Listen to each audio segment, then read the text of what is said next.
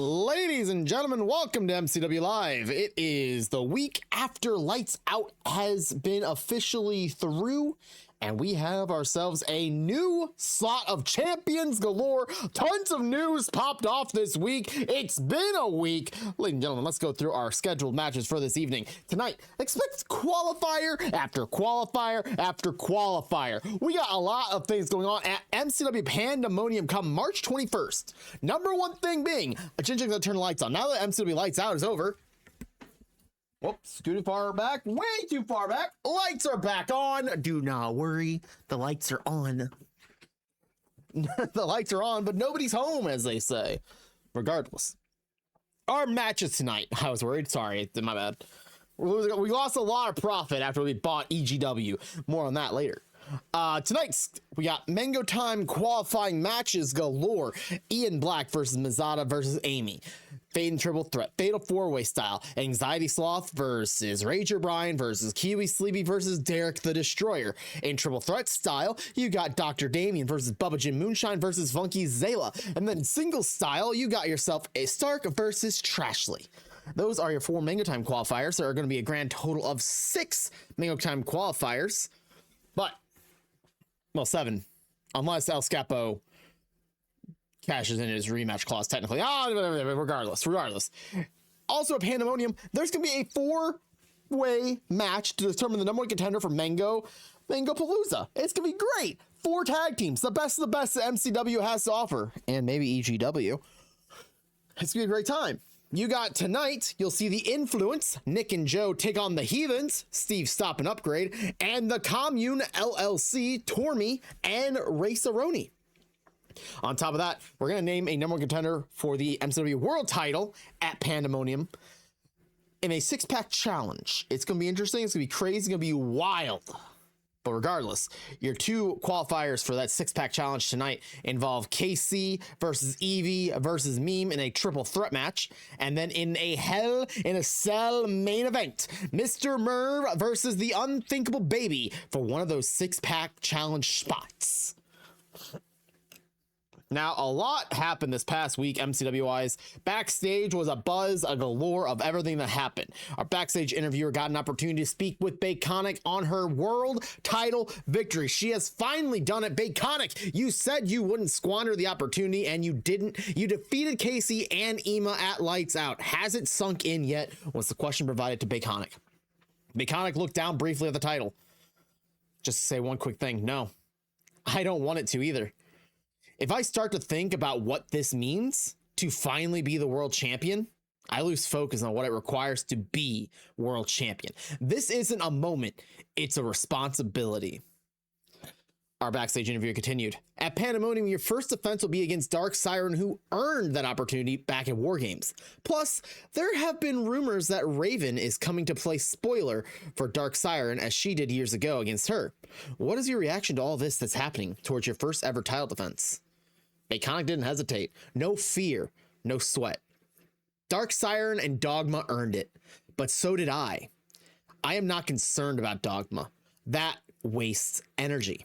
If Siren wants to test me, send your dogs. I'll be ready for them. As for any of the rumors about Raven coming to cash in her gift to the gods, bring it. I just survived a triple threat. If she wants to make another one, she better be sure, because it could be the biggest mistake of her whole career.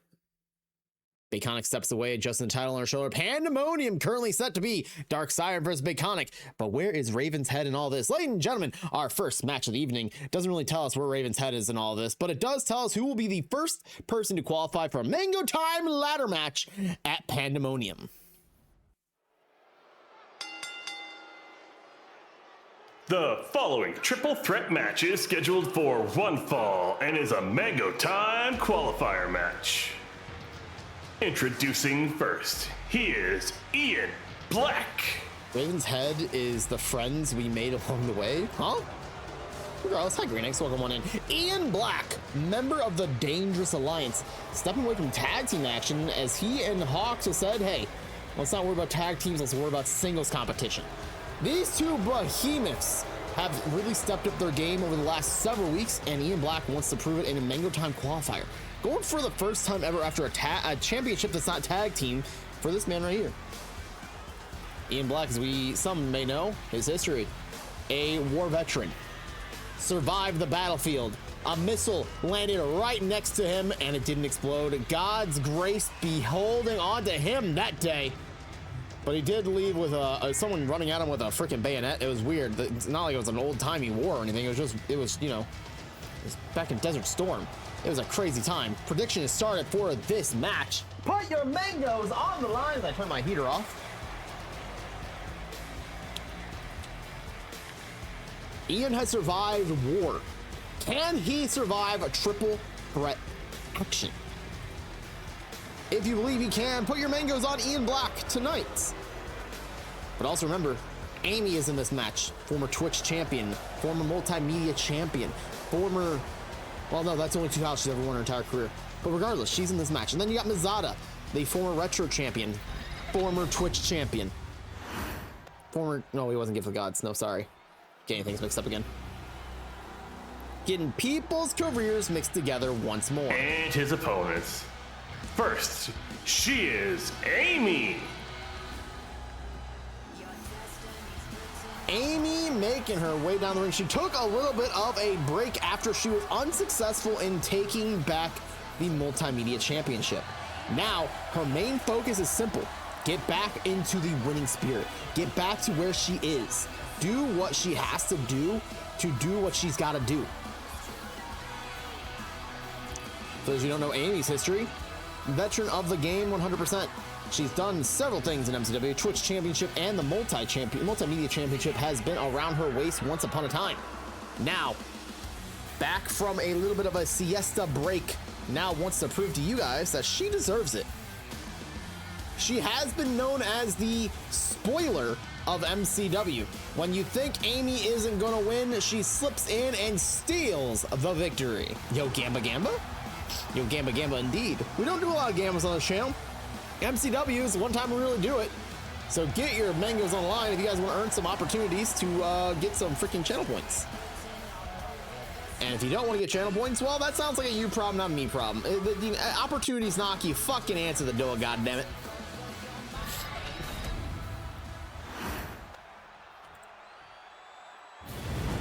Oh, shit. This is a man that scares me. And finally, he is the one-winged devil. He is Mizada. Mezzy, former retro champion, former broken champion. I got my history backwards and misunderstood. Regardless, Mizada stepping in the ring, wanting to correct his directions. The one-winged devil wants to prove that his demonic side is more destructive than anyone can even remotely stand.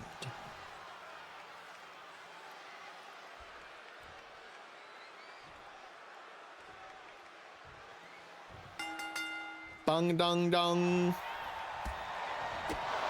Amy going right after Mizada to start things out. I realize I gotta change the hashtag above. Live edits are happening in front of your eyes. Oh, Ian with a super kick, knocking Mezzy right into the ropes. Bouncing back and holding on tight for dear life.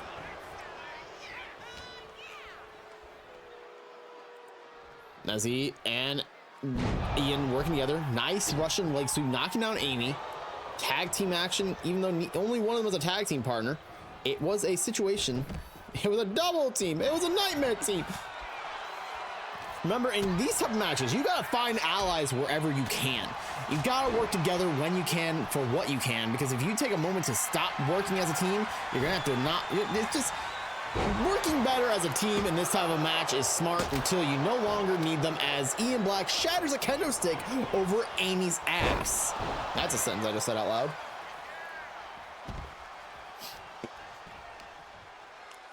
Mezzy now in the control of both, rolling Ian Black out of the ring and now taking the fight directly to Amy and her neck. Not so fast. Amy with a back elbow, knocking Mezzy back. These educated feet of Amy locking in and targeting every inch of the body known as Mazada. And now Ian feeling the wrath of every kick Amy has in her arsenal.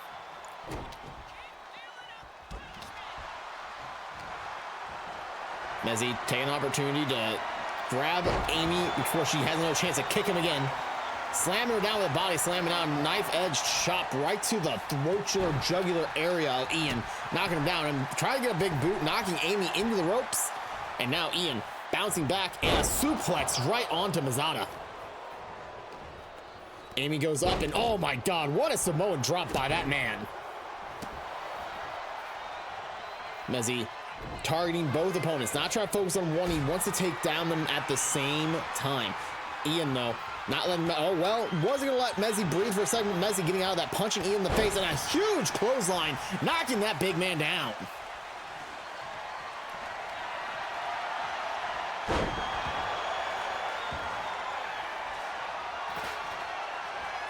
Oh, speaking of knocking the big man down, Amy now in the clutches of Mazada and gets hit with a pile driver. That chair is sitting up very awkwardly. Some of you may notice tonight, Mr. Referee is in a lot of the matches officiating. We are letting Madam Referee have the week kind of reduced due to the fact that Lights Out, she kind of got mollywopped a couple times. And you know, as a good employer, I want to make sure that we take care of those who got mollywopped and such. That's why tonight you won't really see too many people who competed back at Lights Out because we wouldn't give them a chance to breathe, relax. R&R, and Mezzi just shattered the kendo stick, I think on the frickin' apron. It looked like he was trying to hit Ian, but he actually hit the apron, destroying that kendo stick as he power bombs Amy on the outside of the ring. One thing to keep in mind, the outside of the ring, it's not really a great place to even really get hit. Yeah, there's a foam padding on the ground. That's fine. That's great. That's wonderful even. But that foam padding is so thick. I'll give you an explanation of how thick it is. It's about that thick. It's not very thick. It's kind of pathetic. That's concrete floor underneath that little bit of a thin foam padding. Dropping down with every little bit of your force and a DDT or anything like that onto that, you're essentially just getting hit directly onto the concrete. Listen, we got to cut costs somewhere, and foam padding on the floor seemed like the best place to do it. Ian went for a super kick, but Amy slightly dodging it and now taking the fight right to him. Jawbreaker. And a knife edge chop right to the throat again. Amy is in trouble. Mezzi lifting Amy up and power bombing her right back down onto that freaking floor. Mezzi tried to get the steel chair in action, but Ian knocked it out of his hands. Ian looks like he's going all out right now, powering up, but Amy, too quick, too powerful, getting out of that and dropping down with a reverse DDT, taking Ian back off his feet. Speaking off their feet, Amy gets taken down by Mezzi, but Mezzi quickly gets hit with a back elbow and now on the defensive as the educated kicks, kicking hard into Mezzi's body.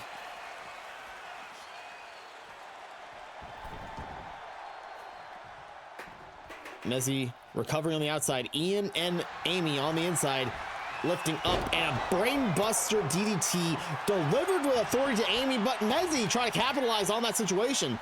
Not smart.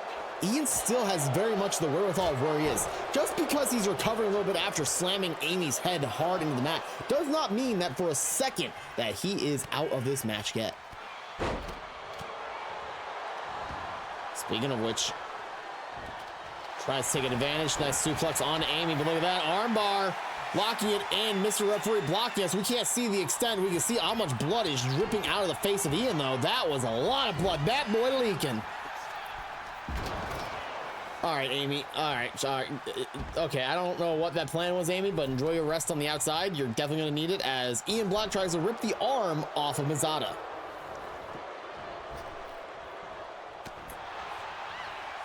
Huge elbow right to the face of Ian, and Ian bounces back with a flying elbow, knocking Mezzi down. Kendo stick, well, brought out, but uh-oh. All right, Ian and Mezzi and Amy all back inside the ring. Oh, look at that. That's like a lifeless Mezzi right now. Getting dropped over everybody's favorite tag team partner, the top rope, as Ian gets cracked with that kendo stick by Amy. knocking him out of the ring. So smart, so cunning.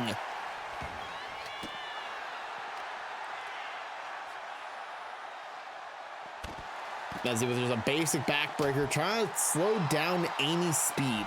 When it comes down to this technical match, Mezzi is more of your straight striking style. Ian is more of your powerhouse, and Amy is your speedy, high-flying. You know, she gets her strikes too, and they're educated feet and all that. Amy trying to roll up Ian with very precariously at that. Don't know if it was kicked out into a broken up at 2. Mezzi about to give, oh, Amy, who is bleeding, a choke. Never mind, arm drag.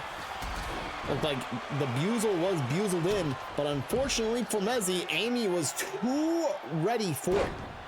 Getting out of that situation as fast as he possibly can. Well, she can, not he can. He got into a very bad position by getting dropped down with an arm drag. Amy now. Reverse DDT on to Ian. Sizing him up as a freaking 1-pound sledgehammer has been introduced. Amy with the drop kick right onto Mezzi, knocking that sledgehammer out of his hands, and now trying to go for the pin. Kick out at 1. Oh no! Amy going for the beehive. She's gonna lock in the beehive. Mezzi is put deep inside the beehive. He is struggling. Quickly, Ian breaks up that submission, and no more opportunity there for at the moment for Amy.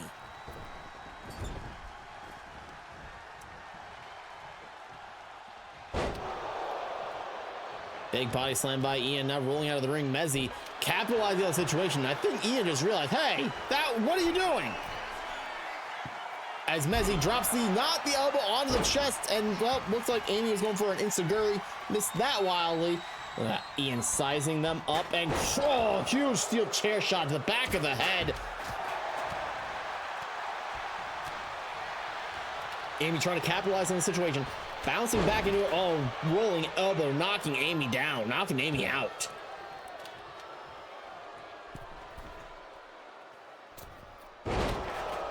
Big middle rope splash by Ian Black, going for the pin. Mezzi getting back in there quickly, breaking it up at 1.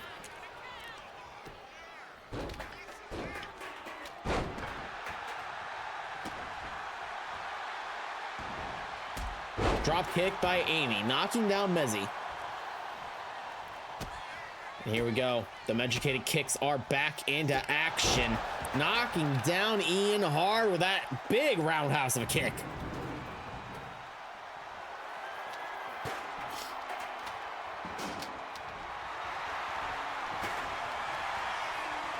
Now Amy trying to lock in an arm bar, but Mezzi right there to break up that submission and nailing a huge lariat, knocking off the head of Amy. Now Mezzi going up to the top rope. You don't see Mezzi go to the top rope. He knows that that heat-seeking elbow drop is one of the things he can do, but he might be going for an axe handle instead. Nope, it was a splash, and he kind of missed it wildly, and Amy trying to capitalize on a quick situation. Ooh, Mezzi, too much still in him. Missing a shot, but he's able to get back up quickly. Oh, big shoulder tackle takedown.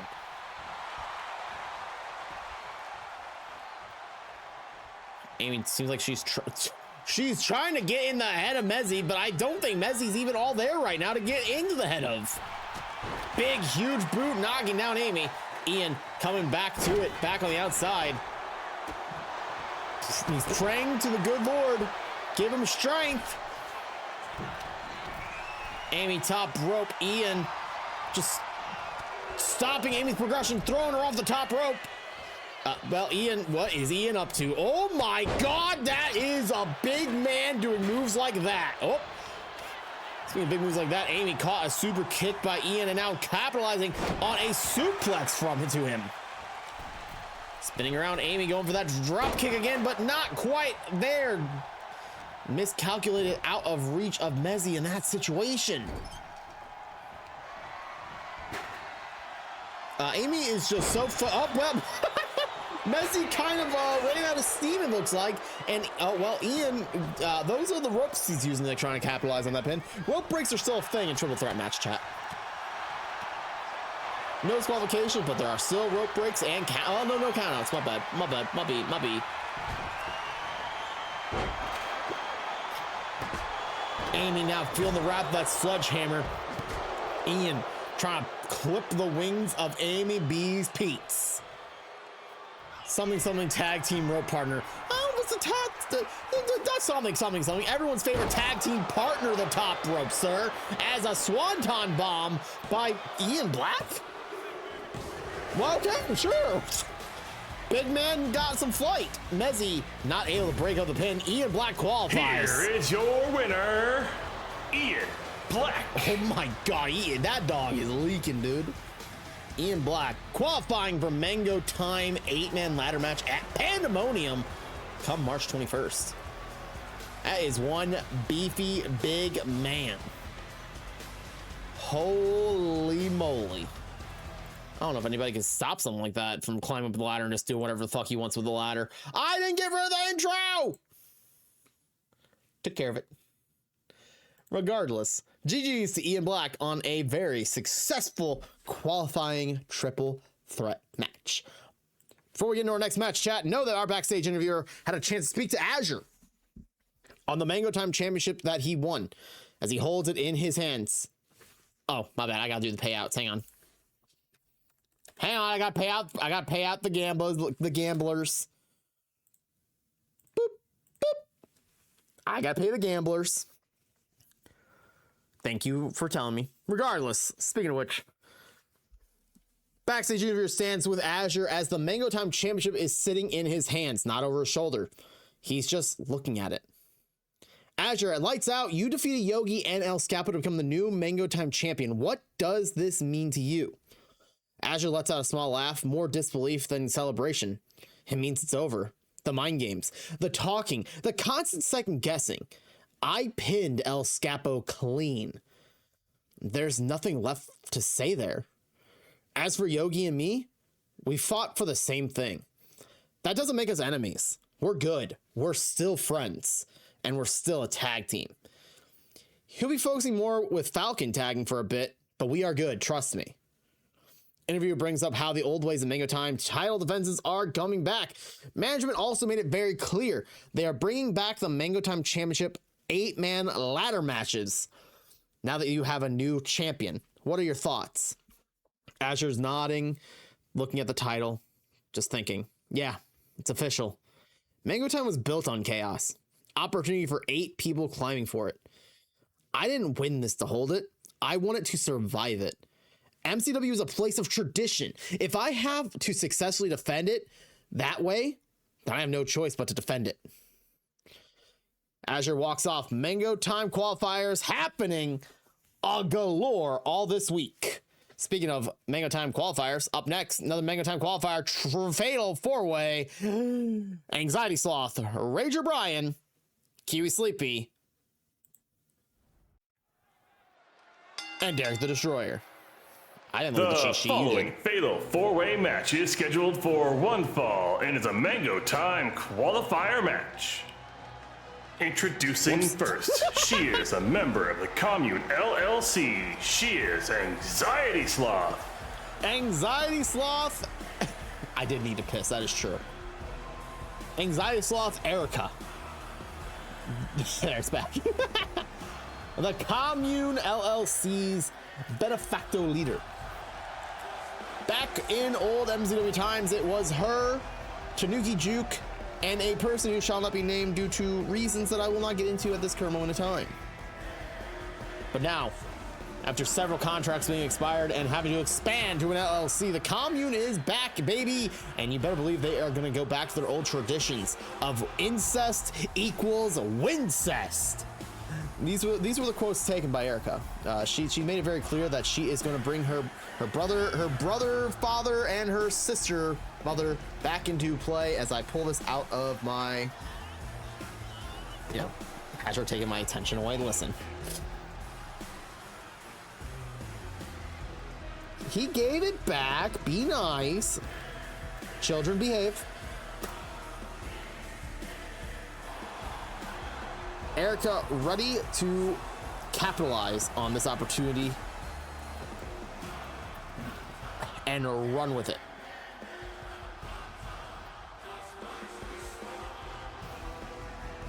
But I got you guys. Another prediction up now. Nah, okay, children don't behave, that's fine. Another prediction live. Who is going to win this match, you guys think? Mango Time qualifier, And baby. your opponents. First, he is the Partey. It is Rager Brian. Rager Brian, the man that capitalizes on every opportunity that he's given. Stepping into the ring here tonight.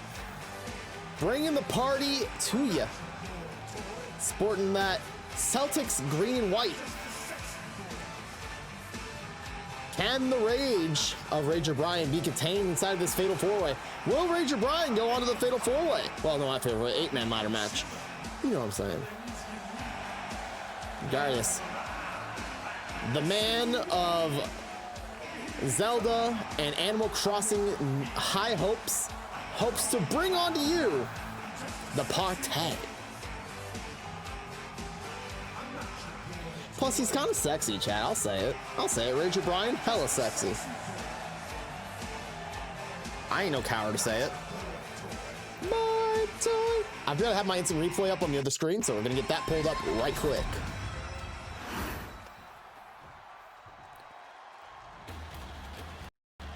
As long as everything stops trying to crash on itself.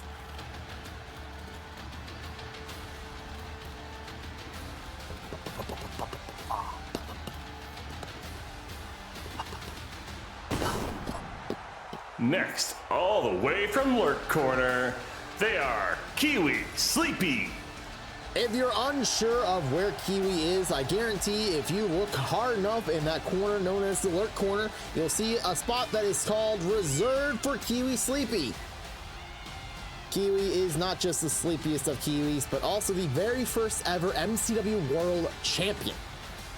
They've done so many things in their career, such as become Twitch champion, become the World Heavyweight Champion. Now, once that Mango Time title around their waist, and you better believe that it is definitely do or die for the sleepiest of Kiwis. What do I mean by that? I don't know. I just say words, dude. It's just what I say sometimes. Okay? I'll be honest. Sometimes I just say words.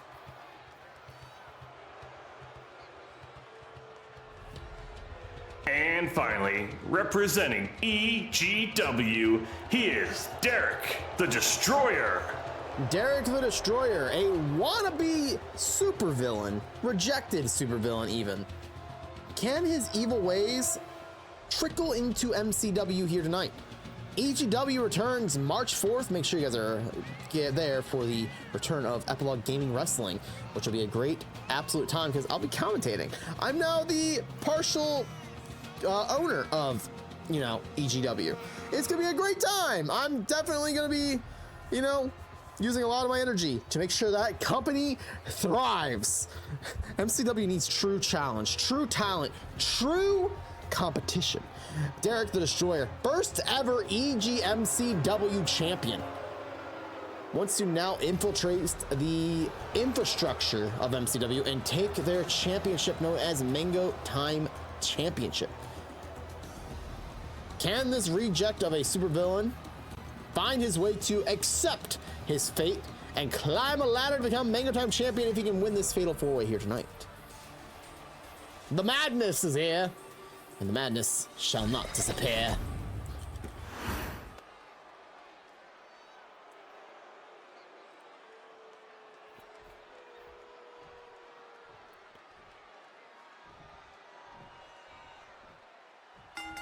Madam Referee stepping in. We told you she's not off tonight, but she is definitely not in as many matches officiating as she normally would be. Anxiety Sloth tried to go for an early pinfall, and look at that. Oh, quickly got broken up by Derek, and Derek paid the price with a face-first electric chair drop. Erica capitalizing on doing what she's got to do.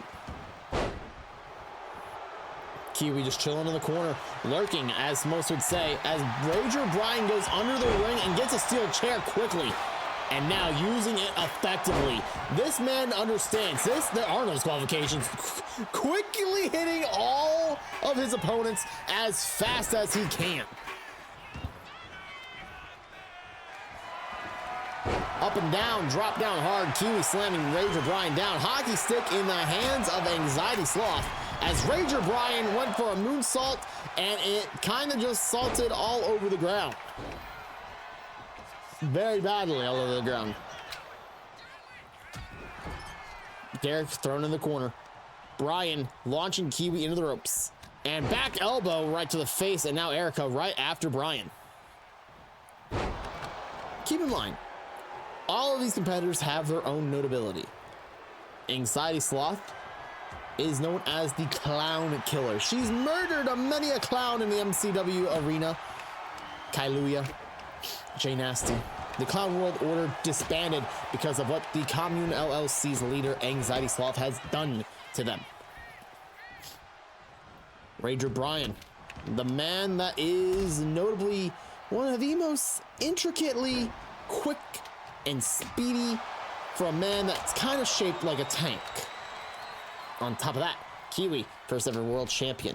She is not one to back down from a fight, and you better believe she's gonna bring it to you every chance she gets. Derek the Destroyer, rejected supervillain, and as you can see, not gonna, well, you know, sometimes he's just gonna do some questionable, okay, the tail fell down finally. He's gonna do some questionable things, and he's gonna do whatever it takes to capitalize on a situation that allows him to become evil. Everyone loves, wait. Everyone, something is, every villain is lemons, that's what it is. I remember.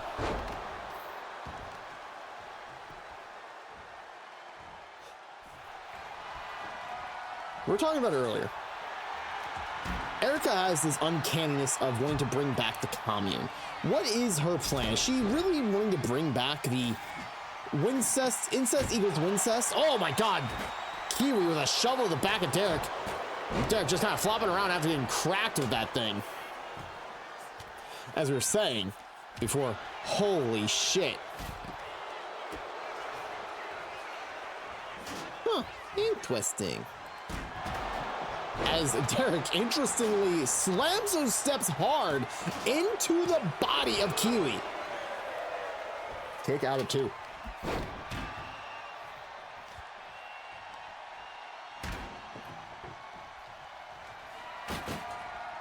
Oh, Rager Bryan launching himself in the ring and crossbody onto Erica as Derek the Destroyer fails an opportunity into the ring.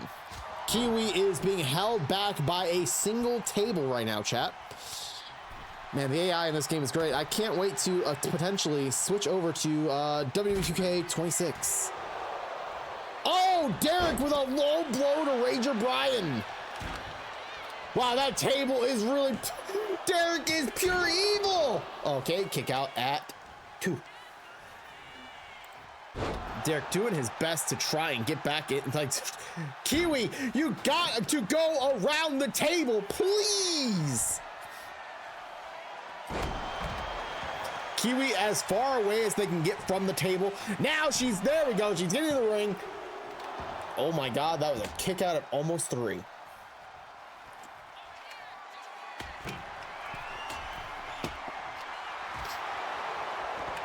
Oh. Erica now up on the top rope. This line set, shoulder tackle, knocking down Rager Bryan. Derek shoving his shoving his whole body into the face of Kiwi there with a boot to the face, and now trying to drag Kiwi off in. Oh my God, that's, get away from the table. Poison Rana, she's a light. I just said gibberish. Erica, please, please get away from the table, guys. Get away from the table.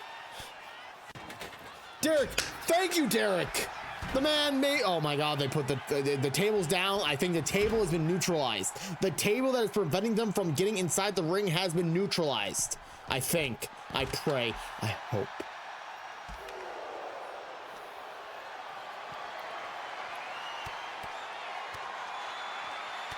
Yeah, we noticed the gibberish. Yeah, listen here. It happens. When I get flustered at the fact that things are happening like that, I typically just start screeching random syllables. As a freaking chair cracks Kiwi in the back of the head, being tossed by Rager Bryan.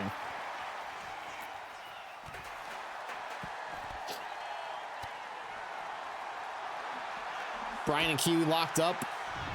Anxiety Sloth grabbing the steel steps, locked back up with Derek and thrown down ringside area.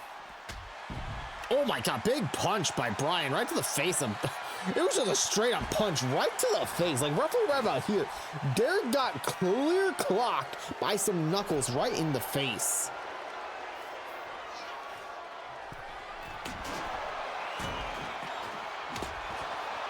My god, I think Erica just hit both Derek and Brian with that hockey stick in the same swing at the same time. Oh my god, huge slap by Erica, knocking down Derek. And a tope suracita! Nice tope from Erica on that one.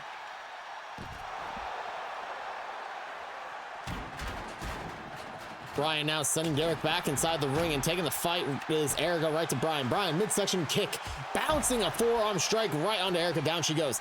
Kiwi now locking back up with Brian and sent face first into the ring post for her duties. Oh, Bruce, oh, Jesus. Erica just bashed into Brian and he went face first into that ring post and awkwardly landed. Oh, Kiwi and Derek superplexing tag team action, double teaming onto Erica. Nicely done as those steel steps were being picked up, and now a single leg drop kick from Derek, knocking down Kiwi. Fun fact about this match, chat. Literally 3/4 of this match are from the Boston area. Congratulations to those three competitors. Can you guys figure out which three they are? Because I bet I can. Wait, I know exactly who they are. Wait a minute. Wait a minute, hold up.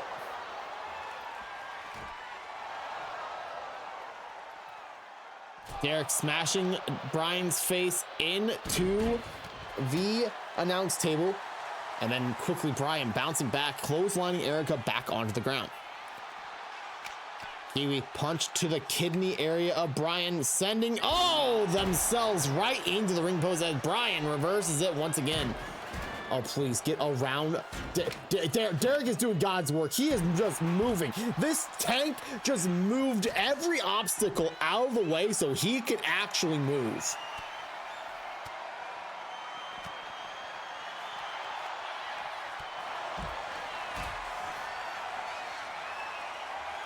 Derek now being lifted up by Brian in a powerbomb position. Oh, powerbombed into the ring post and then onto the ground. Jeez, Fez press onto Erica. Down she goes. Punches raining in hard. Went for a forearm strike onto Kiwi. Kiwi got out of the way. Madam Referee is just sitting on the inside, just waiting for Derek inside the ring. Kiwi elbow drop on the outside of the ring onto Erica. This match has been literally about 80% on the outside of the ring and like no action on the inside as Derek chucks a freaking shovel at the head of Ranger Brian. Big knee right to the chin of Derek as Kiwi running in after Erica. Oh, she might be dazed after that. I didn't think that would daze her, but hey, here we go. I believe in hockey that is called slashing, as Kiwi just keeps slashing and getting some high sticking calls onto every single one of their opponents. Congratulations, Kiwi. That is like 20 minutes in the penalty box. Congratulations. I think that might be a new record set. Derek rolled inside the ring. Big boot by Kiwi, knocking down Brian.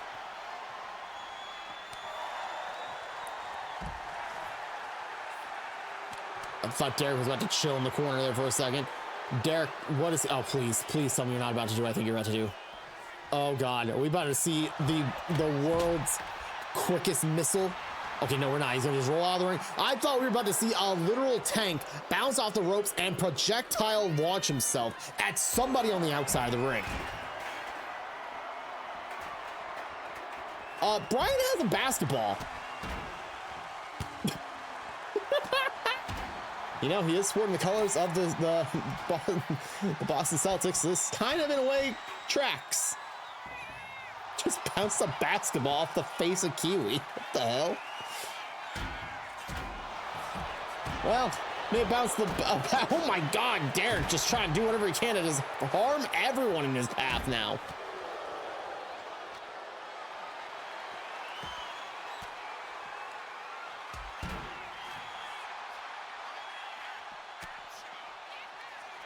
Erica lifting Derek up. Oh my god.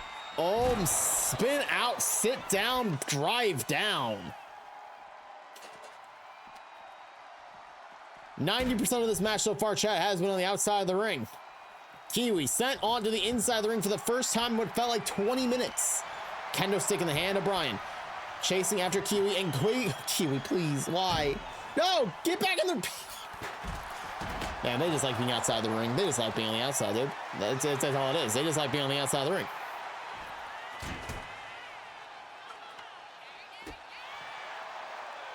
We're gonna have to talk about future triple threat and fatal four ways. We might have to institute false count anywhere in MCW soon.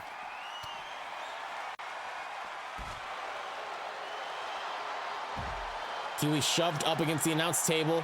Oh no, Brian, don't you dare break that, Brian. I will charge you.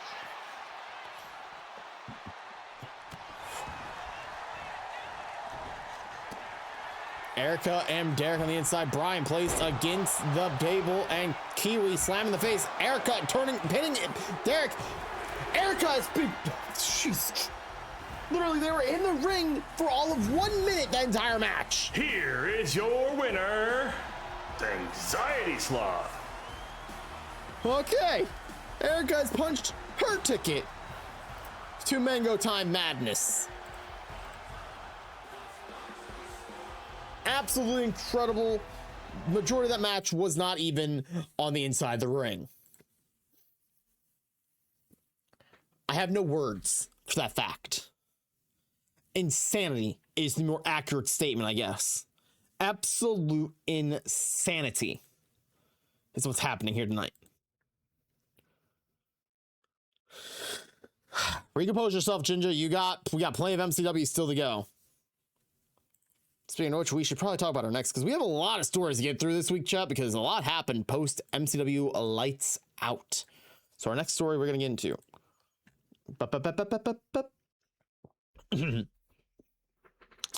MCW management standing at a podium. No crowd, no background chaos, just a statement. At Lights Out, multiple championships changed hands. Others were retained. What did not change was the direction of MCW. The current state of many of these championships and any storylines have felt very murky. So the following championships: the Feels Good Man Championship, the Multimedia Championship, the Hardcore Championship, and the Taco Bell Championship will all be getting a massive change. That change happens at Mangopalooza. MCW management announces that at Mangopalooza, the reigning champions for all 4 divisions, plus the quote-unquote #1 contenders for each one of these titles, will compete in a single match. Total warfare. Winner takes all, unifying the championships, making one brand new championship that will be named later. The 4 current champions, Dinah, Jinja, Pluto, and Bell, will compete for it. If they are to lose their titles before Mangopalooza, they will still be in that match regardless. As for the other 4 competitors, they will be named after Pandemonium. This is not about eliminating opportunity in MCW. This is about consolidating it. They state that this new championship will represent a division that directly competes with the MCW World Championship, a unified standard of competition, and one pathway forward instead of 4 parallel ones. 8 competitors total, 1 new title. MCW is not reducing the chaos, it's refining it. Management would exit, no further questions taken at this time. Meanwhile, as that announcement is being made, you see Dinah sitting in the ring alone. No crowd, just the canvas. He nods. Good. If this is the next step, I'll take it. But I'm not losing what it stands for. They can't change that. They can change the name, but they won't change me. Jinja washing backstage on a monitor, arms crossed, no visible emotion. After the announcement ends, unify it, fine. Just don't pretend this wasn't built already. He shuts the monitor off. Pluto is mid-workout when someone tells them. Pluto laughs. 8 people? Good. Less hiding, more breaking. Pluto would return to working out. Belle is sitting quietly with her championship on her shoulder. She watches the announcement from her phone. She replays parts of it. So that's what this is. You win something and they raise the bar. All right, let's see how high it goes. This unification doesn't seem to scare any of the champions. But Total Warfare is something everyone should always be afraid of. Ladies and gentlemen, our next match. Do I have this up yet? Our next match is a triple threat match. It is Bubba Jim Moonshine versus Funky Zayla versus Dr. Damien. And that match is right now. The following triple threat match is scheduled for one fall and is a Mango Time qualifier match.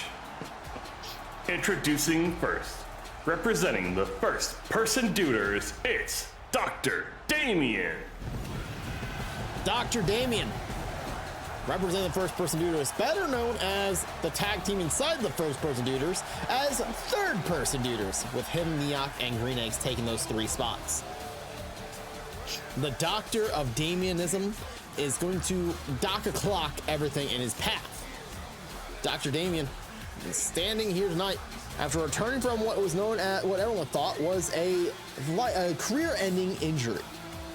Nonetheless, Dr. Damien stepping back into the ring finally after what felt like a whole year of not competing. Going to go ahead and give everyone an opportunity to really show that he has not lost even an inch of step.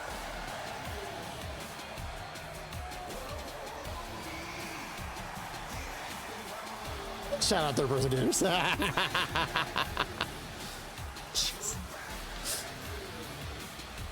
Gamba is live for this triple threat Mango Time qualifier.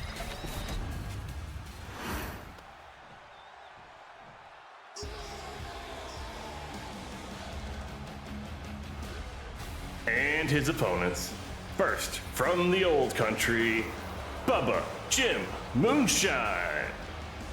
Bubba Jim rolling in from the moonshining area that we will never quite figure out where exactly it is. We know that it's somewhere in the old country, and we know it's somewhere in the mountains.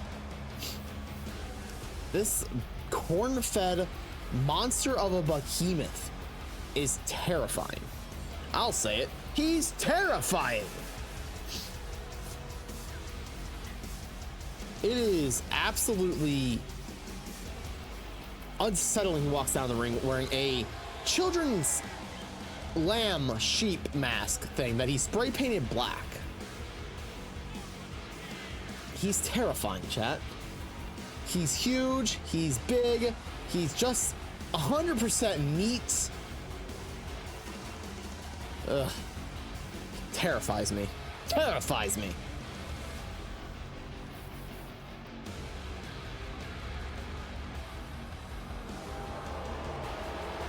I'm not the biggest betting man, but if I was a betting man, I'd say he has your odds-on favorite to win this match and become a 2-time Mango Time champion. That's right, a 2-time Mango Time champion.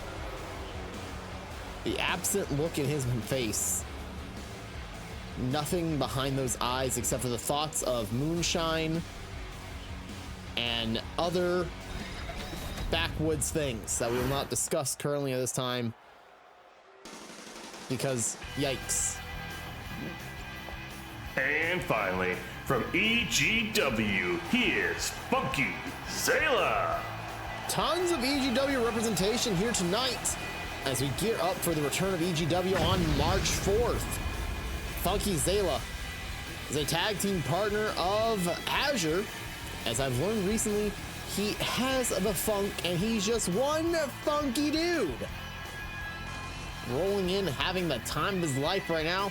I don't think he really understands the full capacity of the situation that he is stumbling into. He's getting in the ring with Bubba Jim Moonshine. He's getting in the ring with Dr. Damien. I don't think he's fully processed what's happening yet. He's so funky. Chat, Gamba is up. You guys got roughly about another 3 minutes or so to Gamba. Who do you believe is going to be the victor in this match here tonight? Zayla in the tie-dye, Damien in the white, and Bubba Jim in the overalls. Damien taking the fight right to Zayla, lifting him up, and, well, okay, please, don't crash, game. I would love it for you not to crash. Dr. Damien just quickly making moves on Zayla, and now Bubba Jim, not happy he's being ignored, going to show us how big and corn-fed he really is. But Zayla not afraid of the big man, just chopping away. He's gotta chop him harder, Zayla. There you go. Dr. Damien bringing in a kendo stick. He knows there are disqualifications. He knows he's got up. One crack with the kendo stick, and quickly Damien thinks that's all it takes.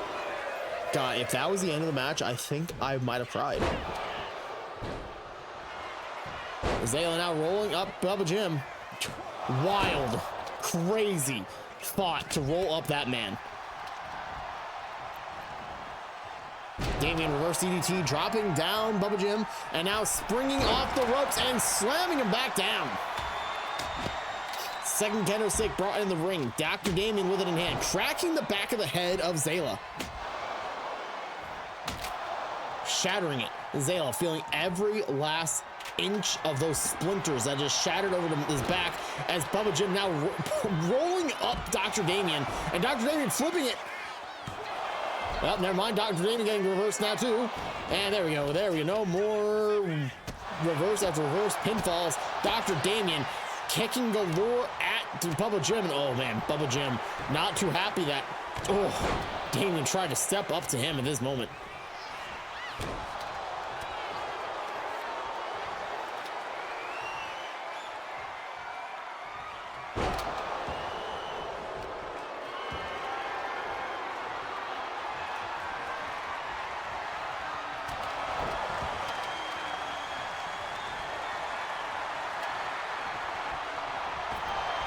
Dr. Damien dropping Zayla across everyone's favorite tag team partner, the top rope, and now taking the fight right to Bubba Jim's midsection.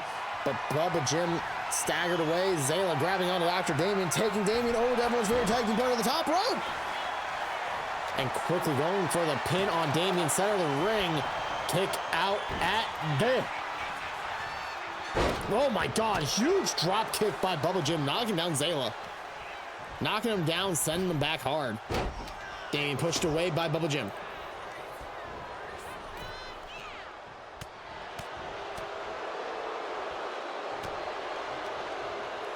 Oh, Bubba Jim flipped over by Zayla. Zayla now being punched by Damien. Damien rolling him through, trying to put on a calf crusher. Quickly. Oh, Bubba Jim flying through the air, landing a senton, knocking down Damien hard. Kendo stick being chucked at Bubba Jim. Oh man, Zayla showing its strength. The power of one funky dude.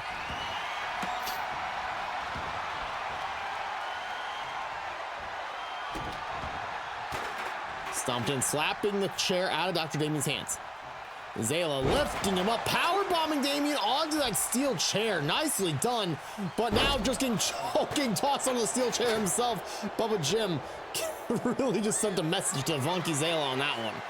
Oh, speaking of messages, the doctor has some orders. Doctor's orders. Kick out at two. The doctor's orders were not very successful, as some may say.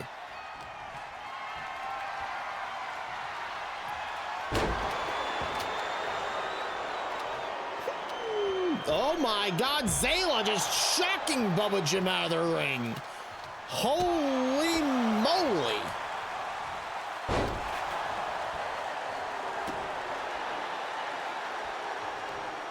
Bubba Jim is channeling something on the outside. What exactly, I don't know, as a nice shining wizard nails hard in the face of Zayla.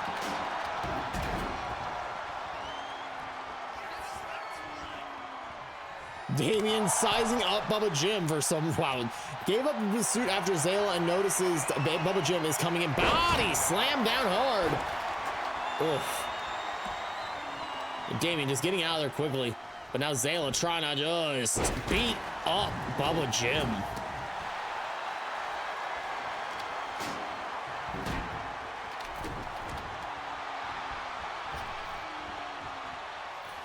Nice splash by Zayla, keeping Bubba Jim down. Dr. Damien sizing up Zayla once more.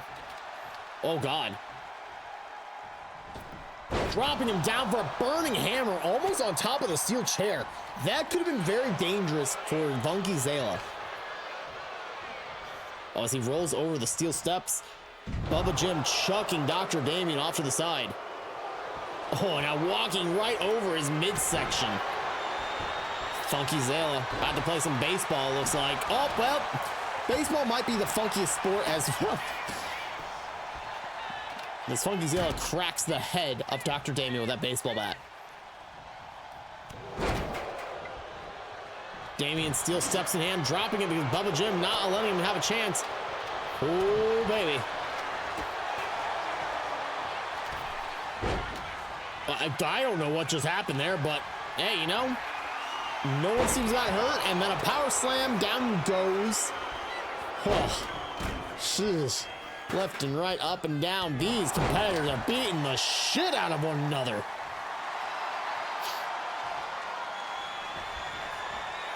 There it is, the end of disco. End of disco is an absolute treat to see as Dr. Damien slams Funky Zayla into the funkiest corner in there. Maybe funky, but now Zayla body slamming Damien as he goes up the middle rope. Braced a medium-sized splash. Bubba Jim has an answer for that. Oh, wow. Gotta capitalize faster than that there, Bubba Jim. Oh, well. Oh, my God. Just cracking Zayla, knocking him down hard. Uh-oh. He wanted to go over the corn-fed slam, but quickly Dr. Damien sliding out of that and getting out of any sort of predicament once more. Steel chair. Ooh. Dr. Damien has no regard to someone else's health as he chucks down by the big military pro. Wow. He just got military pressed and instantly was like, yeah, nah, dog, I'm back. Speaking of nah, dog, I'm back. Funky Zayla taking, oh my God, Bubba Jim over to the corner. Dropping him face first. Oh my God! Face first on the top turnbuckle as Dr. Damien hits a chop block from the front side on a Funky Zayla. Oh gosh! The conga line hitting hard onto Dr. Damien, and the biggest of boots from the big man known as Bubba Jim, knocking Zayla out for all of about 4 seconds. Nicely done, up and down goes Dr. Damien as Zayla sizing up Bubba Jim. Midsection kick. Gonna send him for a ride. Spin around. Fun bomb.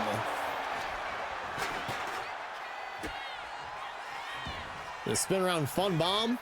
Sorry, spin around funky bomb. My bad.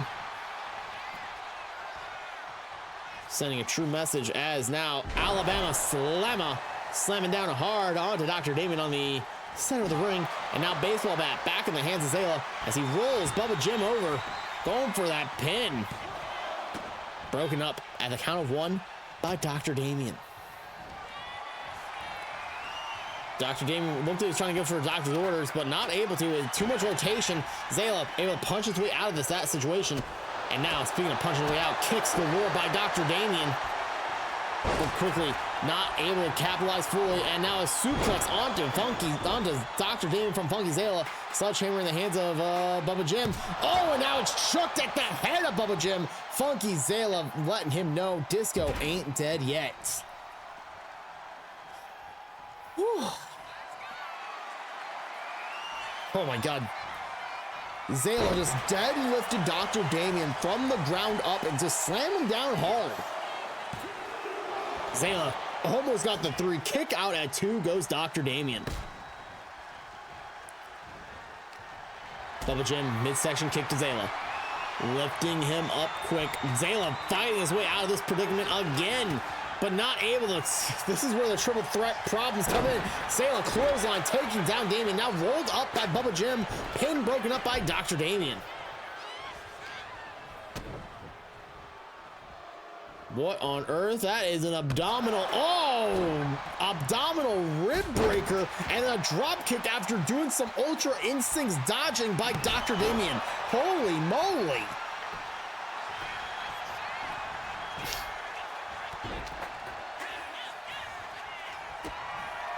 Zayla kicking Damien in the midsection.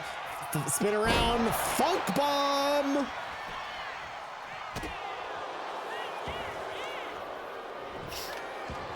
Oh my God. Oh, the referee is out cold. Who knocked out the referee? Who hit Mr. Referee? Was it Bubba Jim or was it Zayla? I actually was not paying enough attention. But I did notice so after the replay already passed that part. Oh my God. Somebody's getting a fine, boys. One of you three are getting a fine. Holy moly.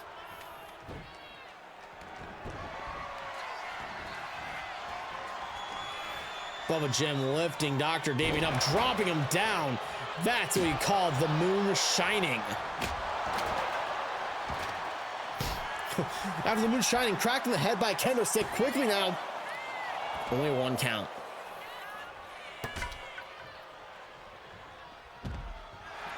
Ooh, violent Sora, high. Oh, we get Sora. Hip toss, Dr. Damien sent him flying by Zayla.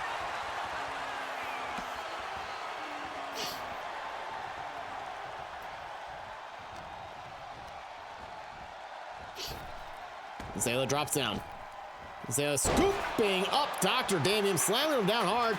Kip up by Dr. Damien, not letting even a little bit of a moment pass him by. And Zayla suplex into a huge clothesline, turning the Doctor inside out.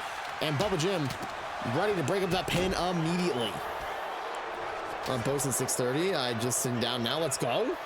I hope you had a good time on the oh my God, running power slam, the cordon fed slam. I know you're probably working, but I mean, I hope that you had a good time regardless. Steel steps rolling the ring by Bubba Jim. Springboard moonsault DDT by Dr. Damien. Impressively done. In the corner goes Dr. Damien by Bubba Jim. Bubba Jim has a kendo stick in hand, throwing it at Funky Zayla, but Zayla not letting him capitalize. Zayla spin around. Funk bomb. Not able to capitalize. Dr. Damien ready to break that pin up immediately. Well, okay. End of disco. The end of disco. Is that it? Bubba Jim, Bubba Jim, Bubba Jim, Bubba Jim, Bubba.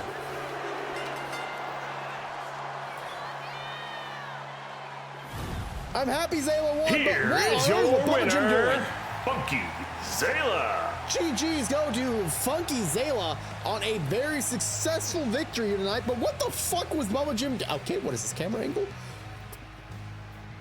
Understood. Understood completely. All right, Funky Zayla, GG's on earning an opportunity into Mango time at Mango.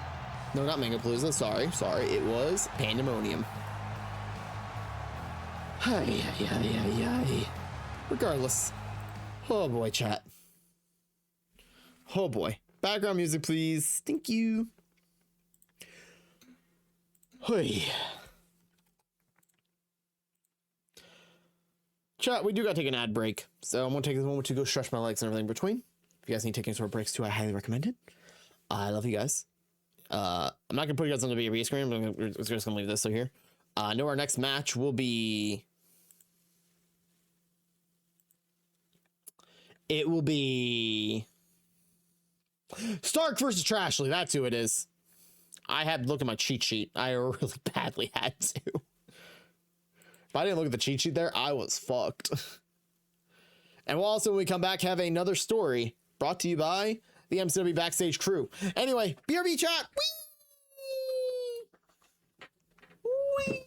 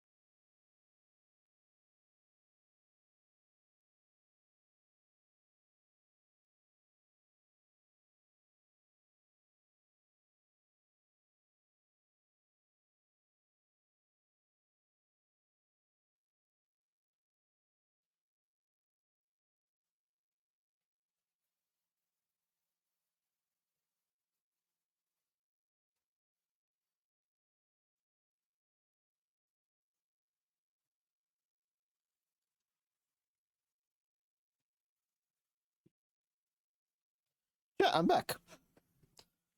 Nice little break. Stretch the legs. Did grab a snack though. I probably should have grabbed a snack. Regardless.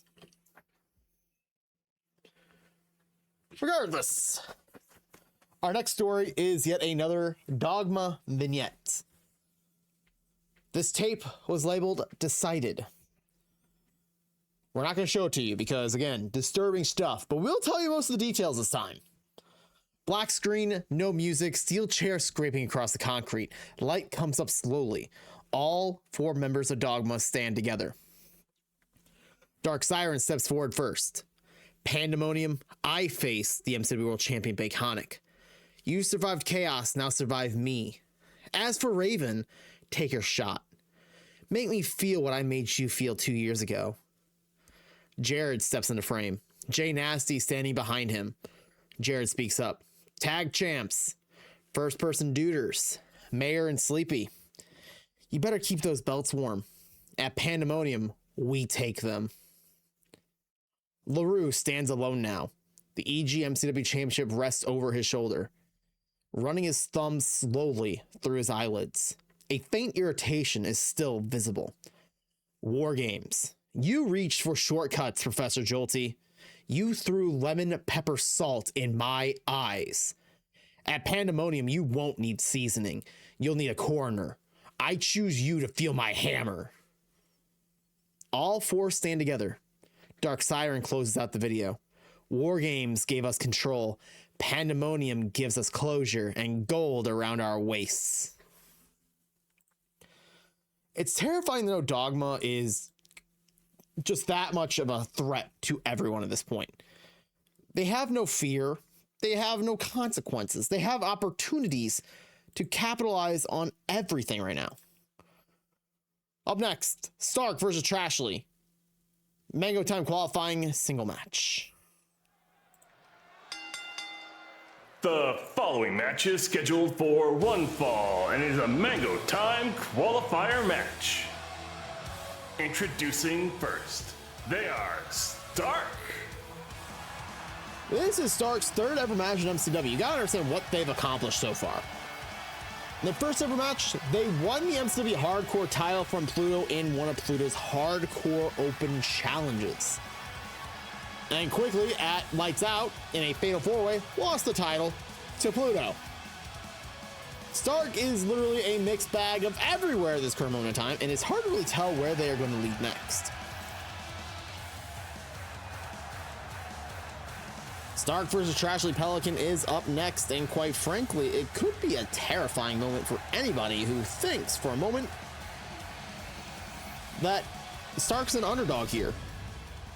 It's like I said, debut match, picking up the hardcore title, that's nothing to flinch at. You lost title on Fatal 4-Way. And their opponent, she is Trashley Pelican.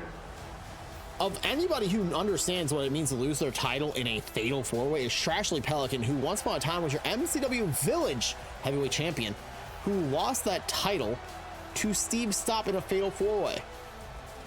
It's one of those moments in time where the MCW history books were in a strange, weird place, and Trashley was really leading the charge of the MCW Village. Trashley unable to successfully capture the MCW tag team titles this past weekend, or last weekend, not this past, last weekend, with Meme and part of Team Pink, but now refocusing, re-synergizing, recentering herself to opportunities that knock elsewhere. Mango Time is a chance to provide chaos, as Trashley thrives on anything that is out of everyone's reach.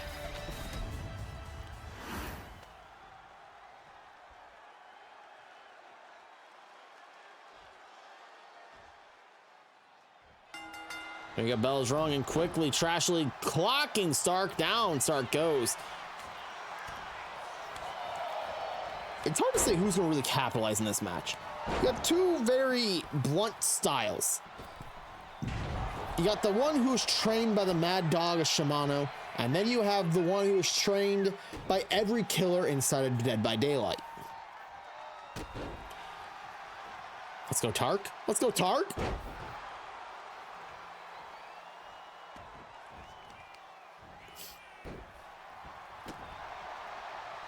Trashley keeping the pressure on. Keeping it applied as fast as she can. Forearm strike, punch right to the face. Quickly, Trashley going for a pin. Early pin at that. Not even a 1 count. Madam referee ready to go. Ooh, drop toe hold. Down goes Trashley. Face first into the mat. You know, after our first 3 matches being multi-person matches, it's nice to have a slowdown. It's nice to just let ourselves breathe for a minute. There was a lot of non-stop chaos and action, and now we're just able to take a breath, able to just chill a little bit in a singles match. It's not just non-stop chaos as a nice little modified choke into Stark's back currently. Off the ropes, leapfrog. Drop down by Stark. Here we are now. Abul went for the kick. Trashley ready for it, grabbing it quickly, and then heat is on. Stark body slamming Trashley, center of the ring. Springing up and down and right over Trashley goes Stark. As a drop kick nails Stark right in the chest. Let's go Tony Stark. Trashley showing off her dance moves. Nice clothesline, knocking down Stark hard. Trashley top rope. Gonna fly with a drop kick. Right center, dead in the chest.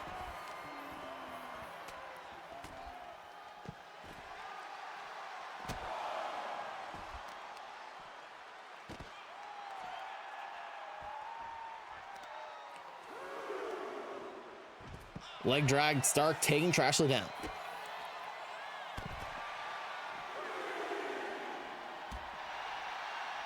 Normally in these qualifiers, they are multi-person matches, but this one being a singles match feels slightly out of place. The reason the multi-man qualifiers is strictly because we want the competitors to be ready for absolute insanity known as an 8-man ladder match. This opportunity allowing Stark and Trashley just compete in a singles match as a true, nicely done suplex by Stark just lets them slow down their own pace, let them really just get in the gears that they need to. Stark's third ever match, Trashley's God knows how many of the match. It just comes down to a quick hook lie detector. Sorry, generator detector. It's allowing the slow pace. It's allowing Stark to really get their bearings. Stark sent out of the ring by Trashley. Huge clothesline.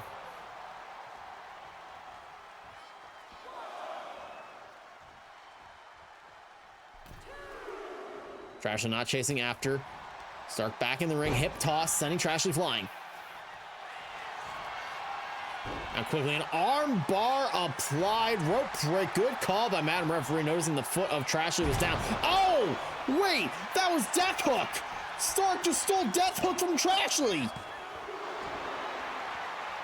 Oh my God, Death Hook was stolen.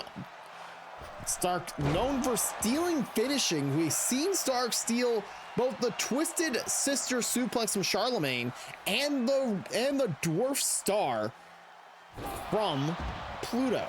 This is not out of Stark's wheelbarrow to just completely take their opponents from their opponent's signatures from them. As a single leg drop kick from the top rope, down goes Trashley.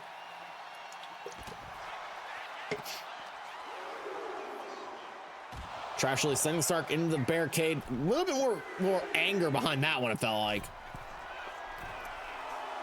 As you know, Trashley's ass goes in the ring, breaking the count back to 1. Elbow drop, knocking down into Stark on the outside.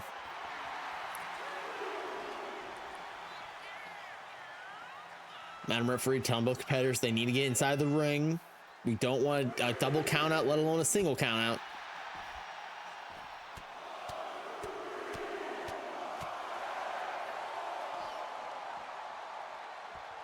Get a single count, it's still a way you're getting qualifying, but like, you know, you typically don't want to win that way. MCW, we have honor. We like getting victories via pinfall or submission. Count out victories are sad and depressing, as everybody knows. Stark rolled in the ring first. Trashley in the ring almost at the count of 7, applying a little bit of a choke onto Stark, center of the ring. Stark still has a lot of fight left in them. Getting away from it, getting out of it. Off the ropes goes Trashley. Right into a knee right from Stark.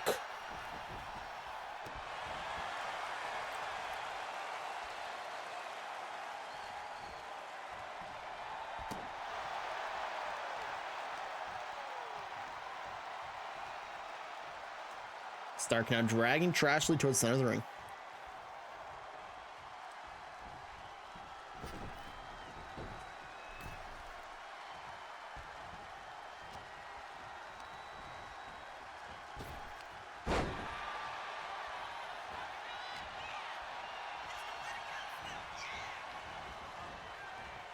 And referee was in the way to Stark slamming Trashley in the corner. Stark going up and over, sliced bread number 2. Kick out of 2 by Trashley. Oh, look at this. Stark going for, a pin with their legs on the ropes. Man, referee not seeing it, picking the ankle. Oh, look at this. Stark, dwarf star. Stark still using the dwarf star from Pluto. Absolute. That's despicable. That's despicable.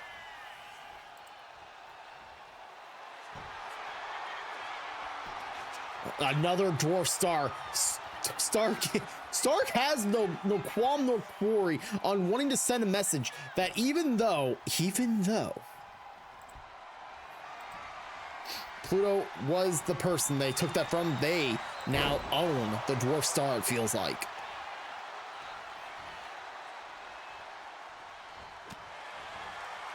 Trashley, Hurricane Rana taking down Stark.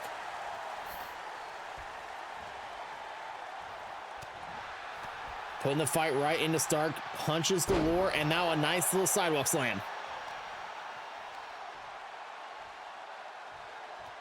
Stark now dragged towards the center of the ring, starting to stir, and get back up, but Trashley slamming Stark right back down on the mat.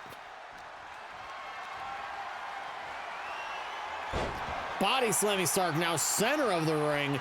Trashley going up top rope. You don't see this too often from Trashley, as a punch right to the face off the top rope.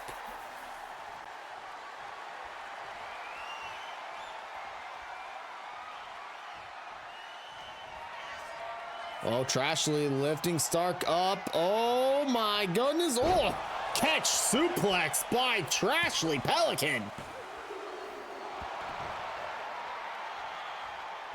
Not enough. That catch suplex is devastating, to say the least.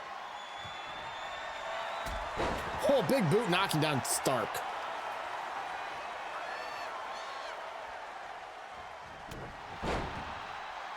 Trashley keeping the offense alive. Stark trying to go for a roll-up. Small package.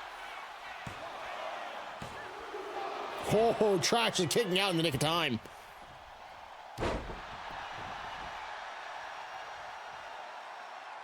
Stark springing, launching themselves in the ring, not able to get it. Trashley sending Stark into the corner. Midsection kick.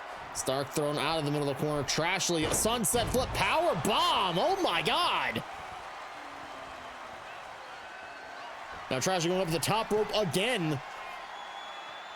With the heat-seeking elbow. Is that enough? Trashley goes on to Pandemonium and earns her spot in the Mango Time ladder match. Here is your winner, Trashley Pelican. Congratulating Trashley, picking up a huge victory over former hardcore champion in that situation. That heat-seeking elbow, everybody seems to use it, and everybody seems to find a way to spin it and make it their own, and just completely feels like sometimes dominate with that heat-seeking elbow. That heat-seeking elbow is low-key one of the more devastating things in MCW that you can ever possibly see. Regardless of that, your next match is, and has always been, based on what I'm seeing right here, right now, in my current rear view mirror, it's the first of 4 MCW Pandemonium Fatal 4-Way Tag Team Qualifying matches. This one in triple threat action. The Influence versus the Heathens versus the Commune LLC. Winner of the Pandemonium Fatal 4-Way match will go on to MCW Mango Palooza to face off against the Tag Team Champions. But what do the MCW Tag Team Champions have to say about recent affairs? The Duders are backstage taping their wrists titles resting on their shoulders and also beside them. One has them on the shoulder. Yeah, I think that's what I meant. I write things down fast and I forget what I'm typing sometimes. It just happens. Production assistant mentions the official clarification: the tag team matches remain tornado style and countouts are now enforced after the lights out testing that they did. They both glance at each other. Sleepy says, good. No more 20-minute floor brawls. We've always been tornado style. That's not new to us. You got 10 seconds or you lose it now. When all of a sudden Dogma footage starts playing faintly on a monitor, Jared and Jay Nasty talking about their opportunity for the belts. Mayor watching it without blinking. They think urgency helps them. Urgency helps the prepared. You can't win these on the outside. You can't win them running. Dogma wants to control Pandemonium. Control the ring first. They walk out knowing full well Dogma is after them. Ladies and gentlemen, first match of the qualifying for the the Pandemonium Fatal 4-Way is next.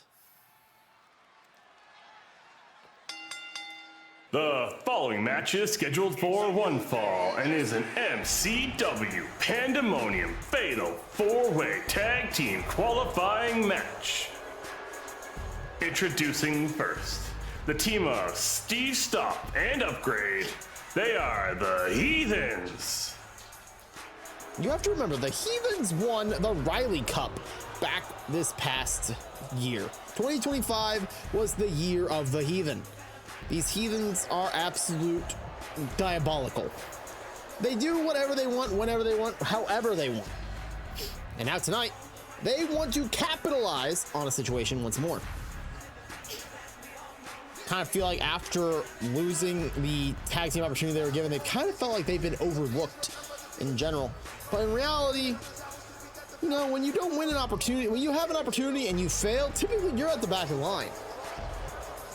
Regardless of being the 2025 Riley Cup winners, picking up a victory is necessary when you want to be relevant in the tag team title picture. Can the Heathens find their opportunity to get back into contention for the MCW World title, or will they be falling into irrelevancy tonight? Yeah, I used the right words there. Let's go. Hell yeah. Okay, there we go.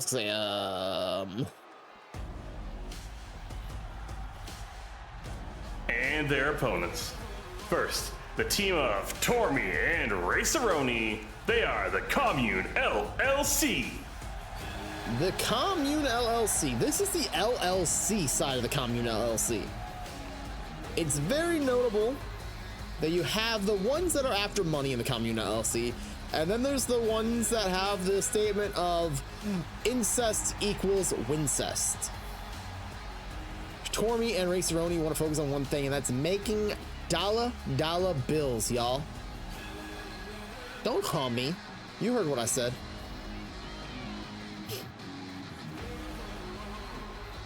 The Commune have always been all about their brother sisters and their father wives.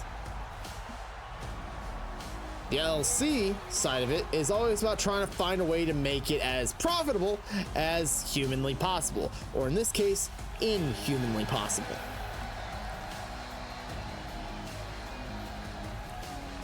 Can Tormy and Raceroni find a way to become number one contenders?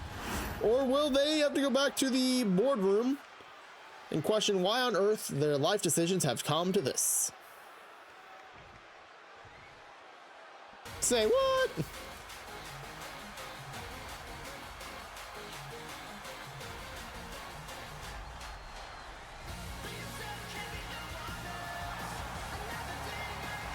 And finally, the team of Nick and Joe. They are the Influence. The Influence came together after multiple opportunities have failed them singles career-wise. Joe is known as MCW's biggest loser, the man who has lost more matches than anybody else in MCW history. Nick has been a two-time MCW World Champion, but has fallen onto what's known as a poor stretch of luck.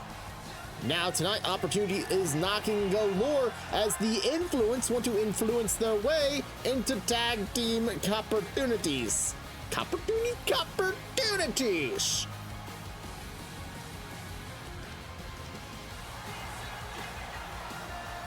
These two are definitely a mixed bag of a tag team. You got the speed and high flying prowess of Nick and the pure brute force known as Tonka Chonka Joe. I said his name backwards. It's Chonka Tonka Joe.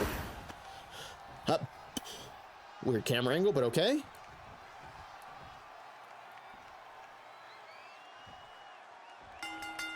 Okay, I see why now.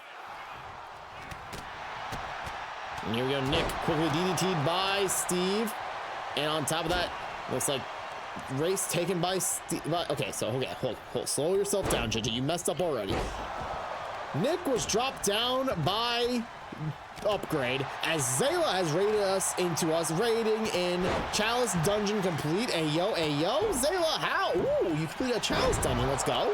Welcome Zayla, welcome Lucor, welcome and Skia. If you guys are fantastically fine, hope you're all fantastic. What did I just say? I don't know. I think I'm drunk.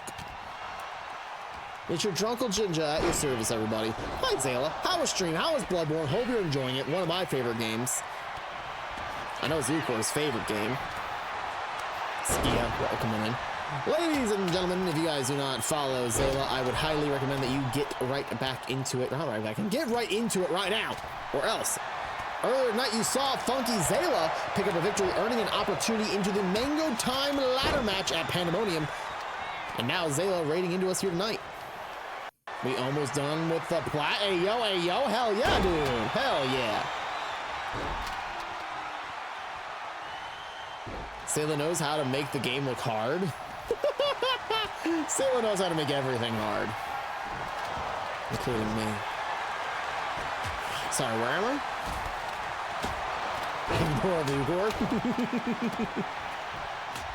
Anyway, Zayla and Raiders, if you guys need to take a short break, bathroom, food, water, screen, please take care of yourselves first and foremost.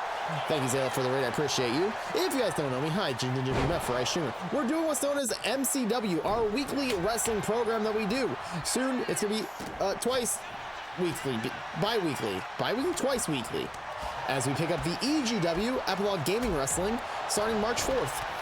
It's going to be one hallucious time.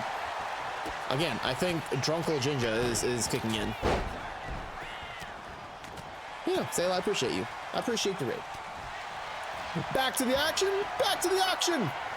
Okay, where are we currently? Nick is kind of dazed on the outside as he goes for a weapon underneath the ring. Race Roni getting pinned by Steve as seems like Upgrade is kind of just there. He's also feeling a little bit of that drunkenness, it feels like. Race Roni rolling out of the ring. And now Steve following suit. Upgrade lifted up on the shoulders of Joe as Nick. Oh. Nick just staring down toward me on the outside. And now Joe almost pinning that of Upgrade. But Steve knocking Joe down. Steve jumping into your distant cousin. Nick. I don't know why I said distant cousin that time. Sometimes I just start talking and I forget where I am. Raceroni taking the fight right on into... Oh. Zayla, you're still alive? Hi, Max. How you doing?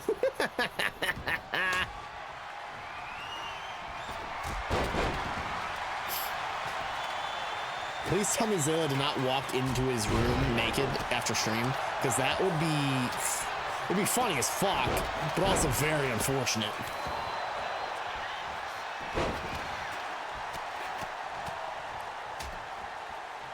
For me on the outside. Nick rolled out of the ring. Steve sizing up Joe as Race Ronin gets slammed down hard by Joe. Upgrade sizing up Joe. Look at this. The Heathens are cornering Joe, cracking a steel chair over his head. The Heathens are just glorifying violence at this point.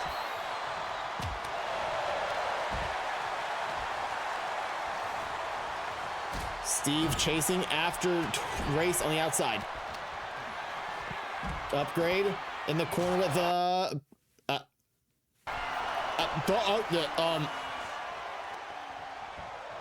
what just happened? What just happened? Apparently that was awesome. Okay, cool. Sure. Tope Suicida by Upgrade out of the ring, knocking out Max. I'm gonna pretend that didn't happen. All right.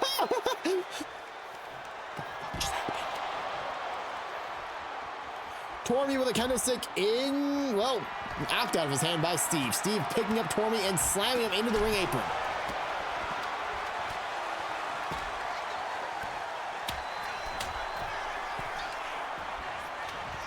Nick up on the top rope after Steve went for a neck breaker, missed it wildly, still connected slightly, knocking down Steve. Upgrade, oh my God, ran right into Tormy. They both bounce off each other very wickedly, and now a pile driver driven into the ground. Upgrade feeling that pain very harshly. Down ringside goes Tormy as Joe is starting to stir on the going towards the inside. Race getting midsection punched by Nick. Nick Hurricane run onto Raceroni. Drop kick to the face of Steve. Tormy locking him back up with Joe. Getting a knee right to the gut is Joe. Nick inside the ring with Steve, fighting off midsection kick, not midsection, knee kick. Super kick right to the jaw.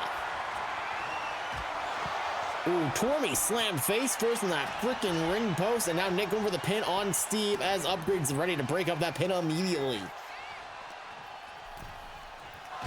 Upgrade, well, I don't know what Upgrade's plan was, but good God, he flew like a freaking gosh dang butterfly there.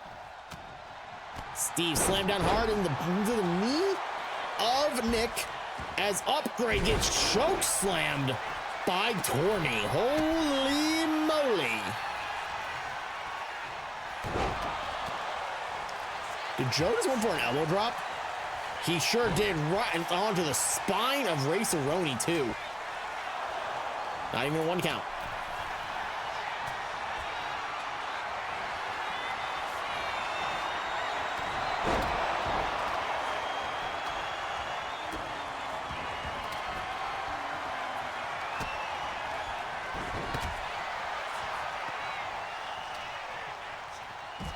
Big throw by Steve, tossing aside Joe. Sorry, that was Tormy, not Joe. Joe getting drop kicked. Don't really drop kicks much of a springboard knocked down into by Upgrade as Nick takes the fight right to Upgrade. Upgrade lifting Nick on his shoulders. Oh, one descend to the condiment aisle, but quickly Nick getting out of that situation. Nick in trouble. Leg sweep takedown by Upgrade. Kendo stick into the ring by Race and quickly knocked out of his hands too.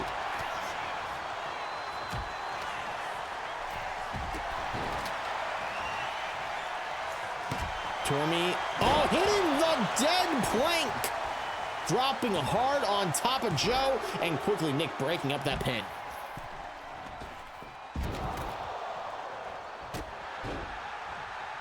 Tormy sizing up that of Upgrade. Upgrade now punch away, slaps away, glorifying spinning back fist.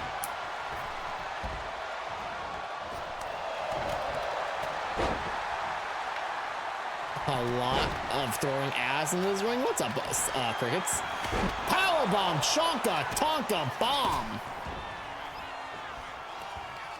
Hope you're good, Casey. Hope you're good, sweetheart. Still in your villain arc, I know. Raceroni being dragged by Steve. Steve stopping that quickly and getting elbowed multiple times by Race. In the corner goes Steve. Nick lifting him up, and well, never mind. Stopped. It just got knocked out of the arms of Nick. Nick. Well, so much is happening. So much happening. So little time. Up and down goes Tormy as Nick tries to pin Steve near the ropes. Is he gonna go for a rope break? Nope, not this time. Up and down, Chonka bomb by Joe.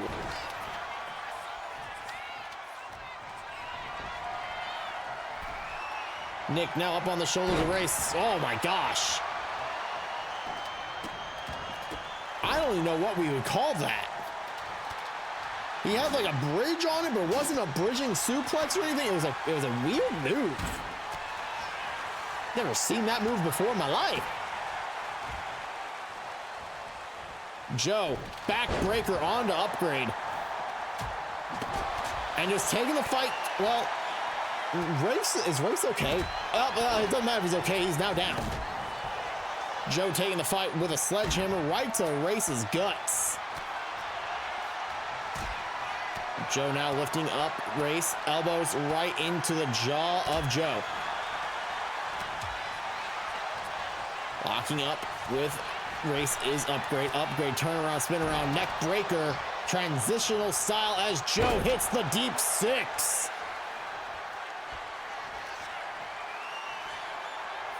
Tormy now lifting up Steve, slamming him down hard. Nick on the outside, looked like it was a Chonka bomb on the inside. Upgrade getting pin, Race in there quickly to break up the pin. Sometimes I gotta remember to breathe. Sometimes I gotta remember to breathe.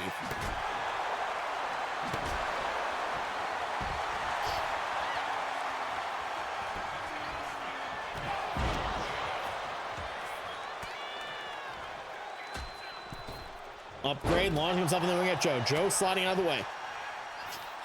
Race lifting up Steve, slamming him down hard. Joe has Upgrade up on his shoulders, dropping him across everybody's favorite tag team partner, the top rope, as both members of the LLC commune get into the ring. Quickly rolling around is Race. Oh my God, sorry, Tormy. Tormy is just brutally beaten up, it looks like right now. Being brutally beaten up, Race Aroni getting hit up on a suplex, but reversed to Joe. Now feeling a suplex of his own with that one. Neck breaker by Steve. Upgrade has the body of Race. Race lifted up and now slammed to the corner, now slammed back. There is a spirit bomb by Steve onto Nick. And a flying knee onto Race Aroni by Upgrade. Now a pin opportunity. Tormy is beaten, battered, and bruised, bleeding like a stuffed pig. Race Aroni, battered and bruised. I don't know if he's bleeding yet. Joe, I don't think is bleeding. Steve might be bleeding. Upgrade is definitely bleeding. Nick is definitely at least beaten and battered. These four competitors are beating the shit out and bleeding. I see the blood. I see the blood. These 6 competitors, these 3 teams are all trying to get an opportunity to go to MCW Pandemonium to compete in a fatal 4-way match to win an opportunity at the MCW Tag Team titles at Mango Palooza. Race has Upgrade lifted up and power bombed hard. Hey, he's grabbing ass. He's grab assing. Hey, that's just Steve. That's just Steve. That's just normal activity for that man. That's just normal activity for that man. Nothing new here. Nothing new here. Up and over goes Tormy on to Nick, and down goes Joe. Tormy taking the fight right to Steve. Steve fighting back. Oh my God, speaking of fighting back, big throw by Steve. Upgrade. Oh, lifting up Tormy, trying to send Tormy to the condiment aisle. Go to the condiment aisle. And another throw on to Race. As Joe breaks through the pin that Upgrade had on Tormy. Race Aroni back in his dazed position once again. Snapping back to it as Nick lifts up Tormy. Joe getting lifted up by Race. Very distant knee strike on to Tormy. Broken up again. The pin was broken up one more time. Joe on the apron. Race taking the fight right to him. Neck breaker by Upgrade. Joe sent out of the ring. Tormy back to a standing position. Locking up. Sending Upgrade over to the ropes is Race. Race scoop slamming Upgrade. Hurricane Rana by Steve onto Tormy. And now going for the pin. Race Aroni tried to get out of the ring, but back in to break up the pin immediately.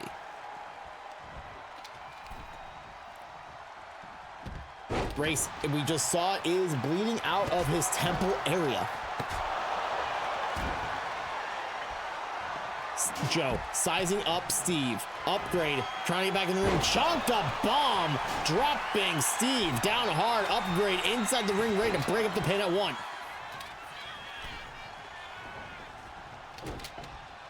And quickly now, oh God, Upgrade getting hit with a, my goodness, a neck breaker. Pile driver type thing. Nick just kind of went for the kill with that one. Up is Joe. Joe getting hit with a jaw. Wow, oh my God, rib breaker. And well, Tormy's going for the pin, and Nick was also going for the pin. Tormy trying to sneak a pin in there, broken up by Upgrade in the nick of time.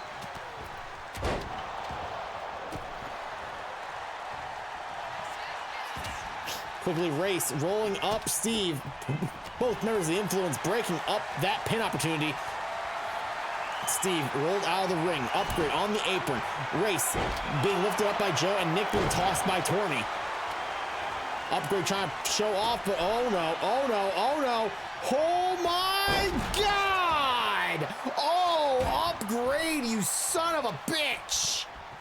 Suplexing Tormy out of the ring and on top of those steel steps.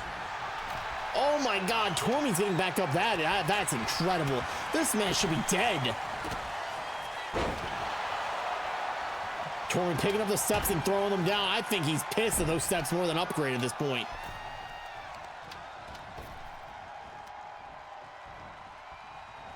Oh my God. Joe lifted up on the shoulders of Tormy. Joe fighting back. Race knocking down Nick. Chonka bomb by Joe. Race distracting the corner by Steve. Steve just now realizing he's not going to make it. The Influence wins!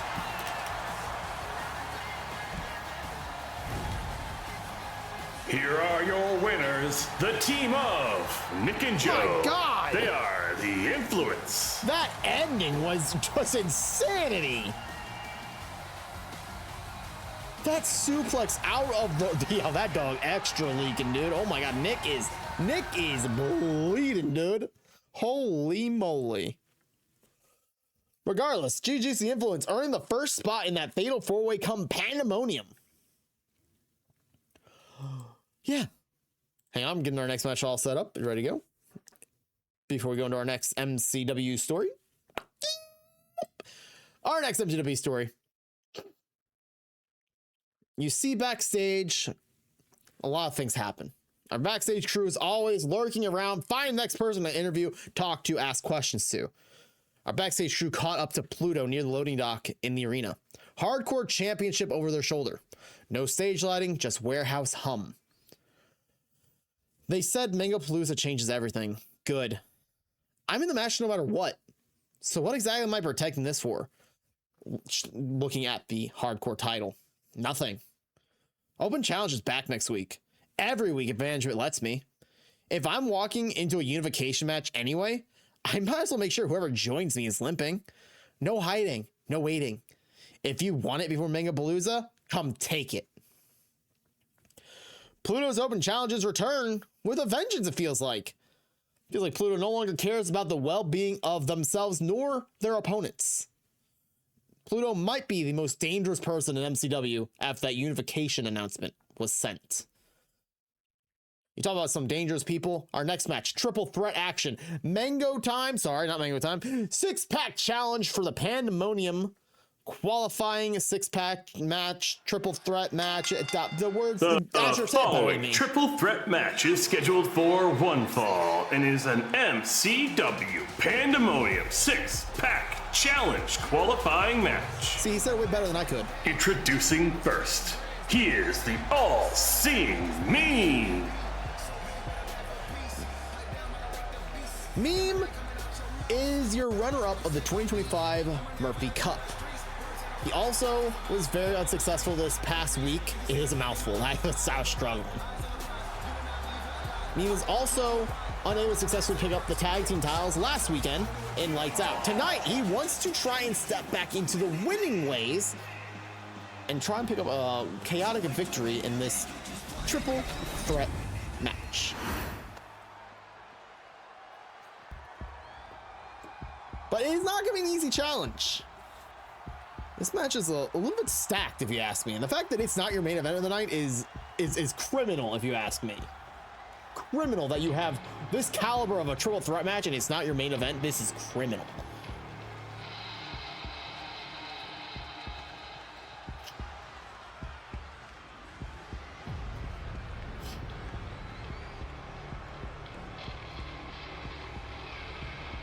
Although, what else is criminal is this entrance is feeling very Oni-ish, but I was told the Oni is not here. Correct? And his opponents. Okay, good. First, she is a monster fucker. She is Evie. Yes, Evie is one half of the monster fuckers. God damn, that broke me again. And at this current state is not an Oni, which is both thank God and also a little concerning. The Oni is the one who's ever held the world title. Evie, the human, is lesser victorious, as I'll say. It looks like this form of Evie is trying to channel the Oni, it feels like. So this is very the Oni entrance, but this is very much Evie the human.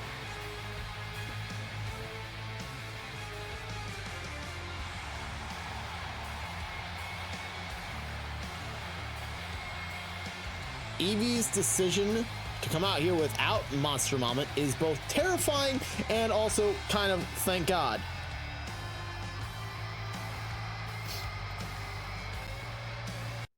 Oh, understand, I don't know what that blackout in the middle of the last match was. Please do not do it a second time. Watching you, game. I'm watching you. Eyeballs presented for you live and in action.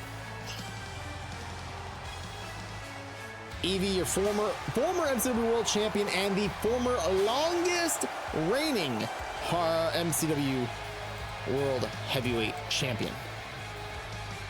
They are here to destroy everyone in the vicinity of this match. This is what we talk about being a loaded match. As Evie rolls around the ring right now.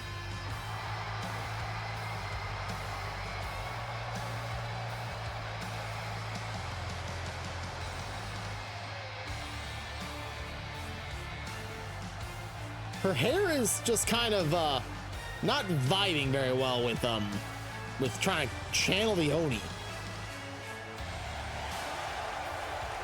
Her hair is too volumey to channel the Oni, I feel.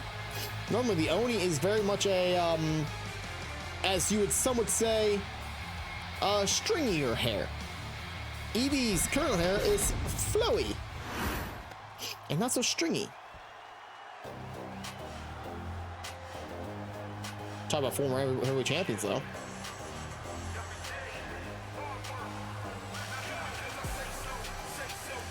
And finally, he is the former MCW World Champion. He is KC. Well, Mr. Announcer really taking a shot at KC, losing that title last week. KC, your former MCW World Champion, losing the title to Baconic last week in Triple Threat action.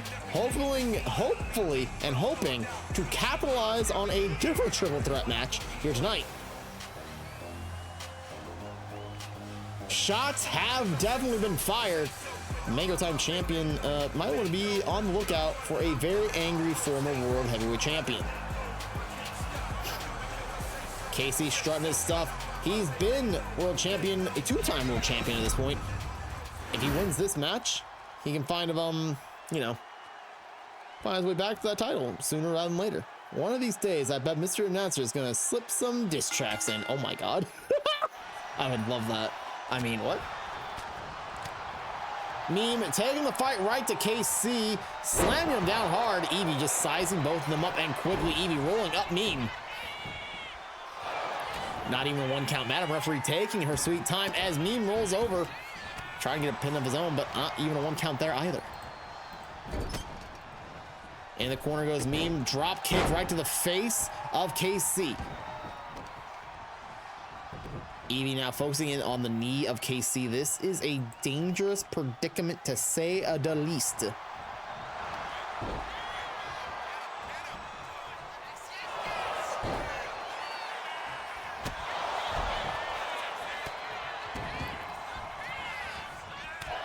Slaps across the chest goes KC. Another knee right to the chest. KC capitalizing completely in his own spirit, in his own way at this current moment in time. Meme stomping around on the outside pretty precariously. Interesting play by the one known as Meme. And now KC headbutts driving into Evie. You have to understand, KC did beat Evie for the world title to become a two-time heavyweight champion. Evie did beat KC in an elimination chamber to become a two-time heavyweight champion. Meme is the only one in this match who's not a former heavyweight champion, and I feel it's kind of criminal. Ever since recently, I'm watching a lot of the Meme matches, and Meme has just been a threat of destruction for everybody in his path.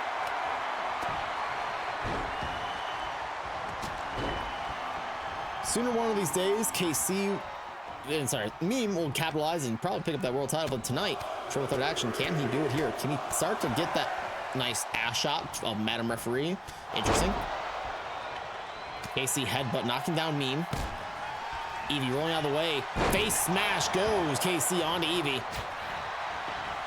And now a nice surgical takedown. Meme taking down KC. Off the ropes goes KC. Belly to belly. Tossed by Meme as Evie springs on the outside and now springing on into the inside, missing wildly. Is that Sledge? I think, when did the Sledgehammer get in the ring? Man, I was not paying attention when that Sledgehammer got. Holy crap. Big boot right in the face of Evie. Meme knocking Evie down, rolling Evie over. Only a 1 count.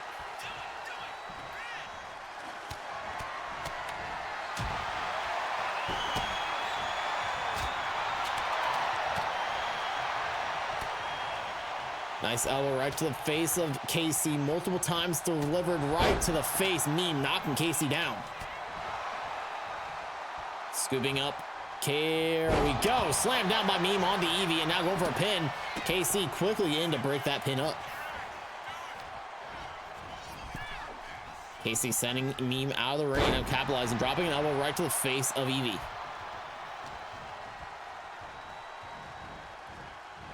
Placed on the ropes. Meme taking the fight right to KC. Multiple punches right to the gut, sending KC into the ropes. And a big clothesline, knocking him down.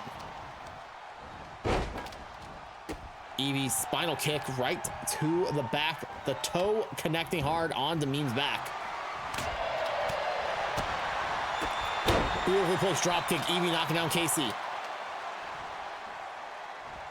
Quickly now, a nice slam down goes Evie by Meme. Oh, a chop block down goes Meme. Evie went for a clothesline. KC dodging it. Quickly a roll up by Meme. Not able to get even a 1 count. Broken up quickly by Evie. Evie now lifting up KC. KC getting hit with a Pele kick right square center of the face.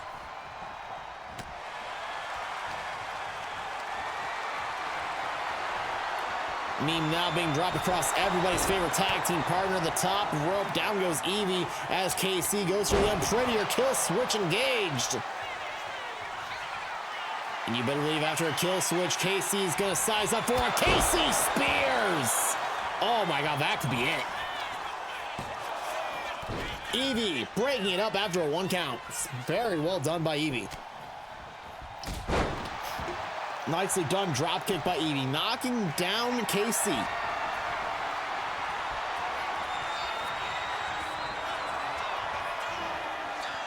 Oh, the brain scrambler. KC is down and Meme. Oh, what has Meme got planned for KC here? Knocking down Evie, now sizing up KC, locking up. Into the ropes goes KC. Oh, belly to belly throw. And oh, Evie with a chucking that kendo stick right at the Meme. Meme now slammed to the corner. Evie slapping across the chest of Meme. Single leg takedown drop kick, knocking Evie down, and out of the ring goes KC. Meme currently chilling in the corner. KC kendo stick in hand, running after Evie, slamming it on Evie's head.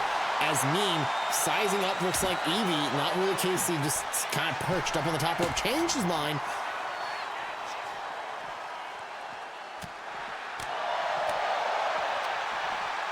Oh my God, KC is throwing Meme. This fight is going up the entrance ramp. Oh man, drop down hard onto the concrete, no padding there. Meme throwing KC hard on to the entrance ramp. Oh no. Meme lifting Evie up and power bombing her onto the concrete. The savagery, the absolute savagery.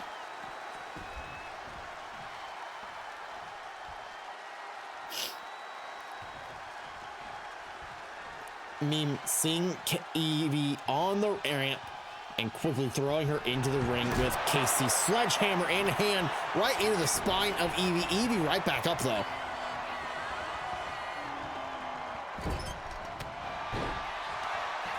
Well, Meme trying to capitalize. Evie in the corner, rolling up, not rolling up, just rolling over Casey, going for the pin, only got a 1 count though. Meme having Evie up on his shoulders, trying to drop her across everyone's here, attacking partner to the top rope. And now going up to the top rope. Uh-oh, Meme, uh-oh, Meme, uh-oh, Meme, uh-oh. Oh! That elbow drop hitting both Casey and Evie at the same time. Power slam by Meme. Thought we were going to see the final laugh.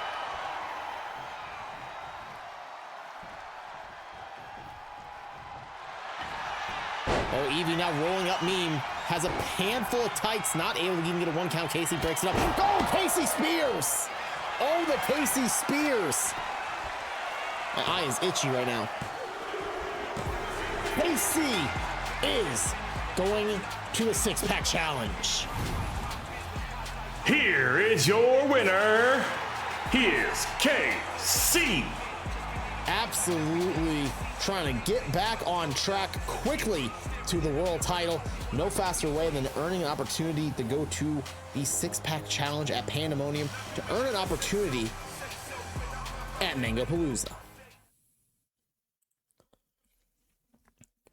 Ladies and gentlemen, our next match is your main event of the evening. It is a Hell in the Cell match. But before we get to the match, we do got to run some ads because it's been time to run ads, and we don't want to have an ad in the middle of a match. That's just embarrassing, Joe. Okay, ads are going to happen, and while the ads are happening, if you're a sub, you're going to hear the MCW stories, and also me saying thank you guys for hanging out and shit, you know? So if you aren't getting to hear the ads, I do apologize. If you want to drop a sub and get rid of the ads, I won't complain. You'll never hear me complain about somebody subbing. Regardless, our last stories, we have 2 stories technically, but we'll go over the last story at the very end. MCW news. Raven is sitting inside of a production crate backstage. Why? We have no idea. The lid's open. She's just sitting in it. It is what it is. Give the Gods Championship hanging on the production crate and everything. She's just scrolling through her phone. Camera crew gets closer to her. She doesn't look up, but she does have this to say. I've been hearing a lot of bravery lately. Baconic says she's ready. Dark Siren says it's a reckoning. Everybody's so dramatic. Maybe I won't cash in at Pandemonium. Raven looks up finally, continuing to play and spin her little games. Maybe I'll let them tear each other apart. Maybe I don't. You know what the best part of this is? I don't have to tell anyone but management. She taps the Gift of Gods title slightly placed above her head. They said bring it, so I will, when they stop looking for it. She gets out of the crate and starts to walk away giggling. Camera crew lingers for a little bit, hoping that she has something more to say, but she doesn't. Will she, won't she? We won't know. We'll have to wait and see what management tells us. Eventually. Terrifying that Raven has this much power. Terrifying. Terrifying.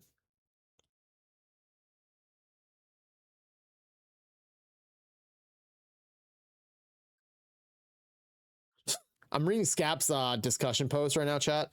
Hey gamers, there's EG's Halo night tonight, and it's literally when I normally stream. I have to go, otherwise I'll be excommunicated from the EG Thanksgiving family gathering. So here's the plan. I'll play some Sekiro tomorrow to make up for today. This motherfucker. I'm telling you, Halo night is killing this family, chat. I was told I gotta go download Halo after stream and play Halo night, and reality is this is bullshit. Bullshit.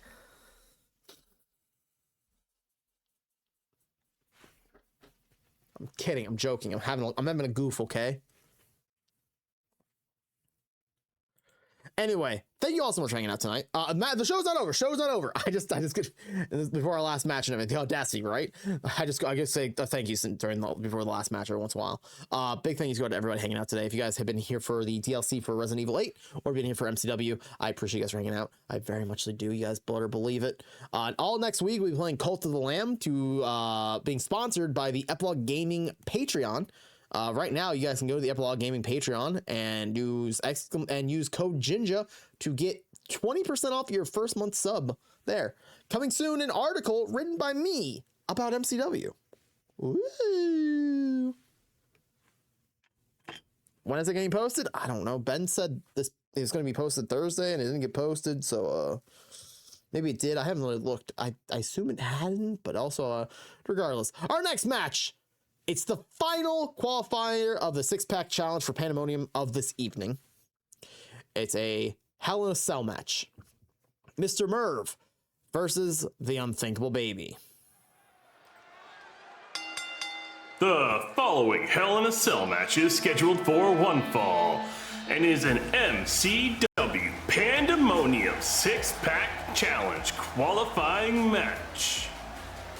That it is. Introducing first. He is a bad, bad, bad boy. He is the Unthinkable Baby.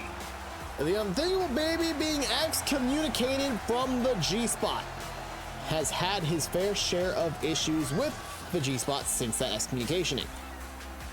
From a special guest referee match from the G-Man, the Unthinkable G-Man, doing some very quick, very controversial fast counting, leading to a very upset Baby, to then beating G-Man in a extreme no-holds-barred rules match. Wanting not Raven, not a championship, but wanting to have Mr. Merv's head inside of Hell in a Cell. The Baby is not happy, and the Baby is making it very well known that he is not happy to management. You know who else is not very happy? This man right here. And his opponent, representing the G-Spot, he is Mr. Merv. Mr. Merv is very perturbed. He thought that his problems with the Baby were over. He beat him in a special guest referee match, and everything in...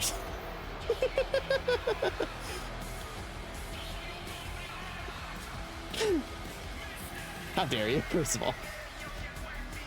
God damn it, you fuckers. Thank you, Scott, for the resub. Imagine making time for your friends like I am now.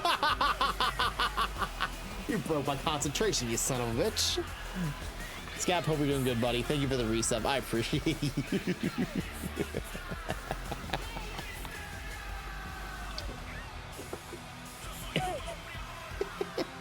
Mr. Merv walked inside of Hell in a Cell, not happy about it. Made it very clear last week when he was pacing in the backstage area. Can't get fucking. Am I being bullied to download Halo tonight? Oh my god, I can't believe this is happening right now.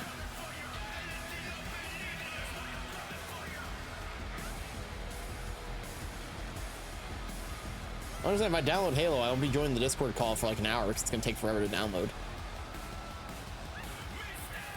Breaking this man mid commentary honestly did it for me. God damn it. I was like in the zone too. We're in the main event. We're in like the final stretch, baby. You broke my concentration, you son of a gun. Regardless, Mr. Merv ready for action inside of the demonic, hellish structure known as Hell in a Cell. Scott, hope you're having a great day today, by the way. Mr. Referee inside the ring, and look at that. Quickly, Mr. Merv taking down the Baby. Baby goes down as Mr. Merv's off the top rope, springing, not connecting at all. The Baby capitalizing on that one. Uh-oh. Merv in a very bad spot. The Baby's already, it looks like he's going to make sure that it is hatred in his heart as he punches away at Mr. Merv here.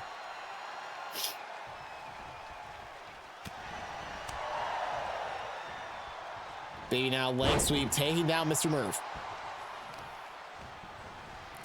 The Baby asked for this match. The Baby does not speak many words. for he is just a child, barely a 1-year-old. But somehow, MCW management understood that he wanted he said word Merv, so we knew that the man knew that he wanted Merv. Well, then we know Merv and him were gonna be inside a steel cage, locked inside with a, you know, a giant galactic holographic child. Yeah, that's the words I'm using. Yeah. Up and over the top rope goes Mr. Merv. This is where we start to go into no man's land. The outside of the ring is a dangerous place inside of Hell in a Cell. This is where things get very bad. Everything is quickly so brutal as Baby chucks Mr. Merv into the freaking cage. And now throwing him down, tripping him as he's falling forward. Face first into the ground goes Merv.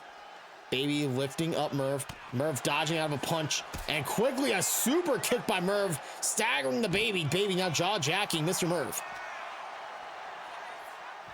The Baby sending Mr. Merv back inside the ring. This is a calculated play. There are no falls count anymore. You have to pin your opponent inside that ring. Submit them inside that ring. And now we have ourselves the punch off of the century. Slaps by the Baby. Punch by Merv. Oh, slap by the Baby. Slap by Mr. Merv. Oh my God, quickly reacting is the Baby. Baby now back to a punch and then a slap. Stopping Merv for a second. Merv quickly though. This is where we get ourselves a nice little treat. Merv stopping him, telling him to come on, hit me, bitch. Oh, Merv capitalizing on blocks and everything. The Baby though, here we go. The punch fest has begun. Absolute brutalities.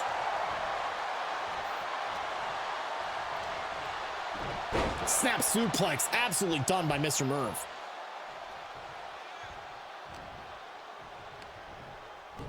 Another snap suplex. My God, trying to injure the neck of the Baby.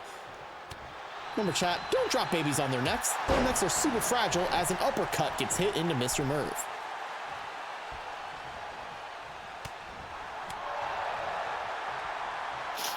Baby now back up quickly with a leg sweep, knocking down Mr. Merv. Going for that pin. Only a 1 count. Merv not letting him opportunity slip away that easily. Merv into the ropes. Off the ropes he goes. Drop down goes the Baby. Leapfrog over Mr. Merv as the Baby. Back elbow knocking down Mr. Merv, and it looks like the Baby wants to go top rope to the high risk district. Find there, huge crossbody, knocking down Mr. Merv, and now going for that pin, center of the ring. There are no rope breaks. Even if he didn't do the pin in the center of the ring, there are no rope breaks. That is a true and hellacious statement that we have here tonight.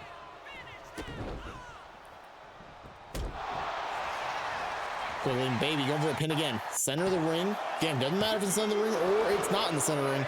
It does not matter. The main focal point is that there are no disqualifications, there are no countouts. It's just fights. And the Baby hits the ZKO. Kick out at 2. Kick out at 2. Those of you who don't know, the Baby does the ZKO after its biological mother, Dark Siren. A lot of people still question, why is the Baby not a part of Dogma? Dark Siren has a forgotten son, but somehow has forgotten her own son. Crazy statements made by your boy Ginger here today.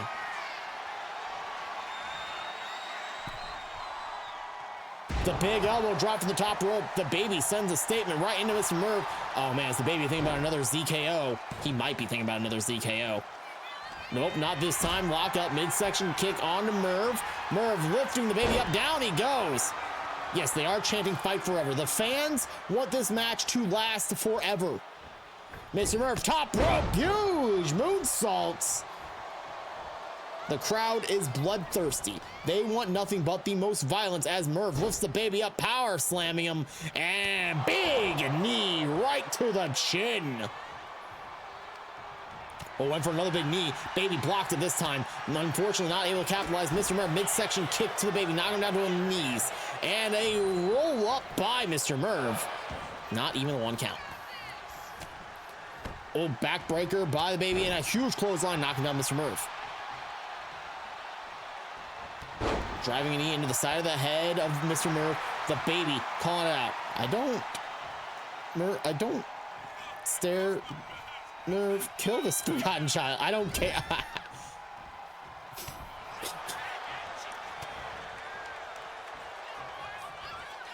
Mr. Merv wanting to. The fuck just happened there? All right, whatever.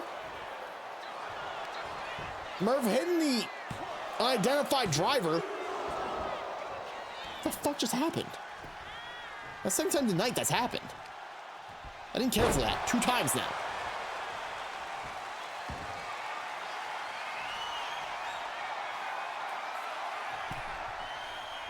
It's a lot of baby to pick up. Man's got the juice. Merv played an illegal Uno reverse card and the game reversal. Let's see it. It's like, yeah, the referee's blocking blocking the view. Let's change the direction.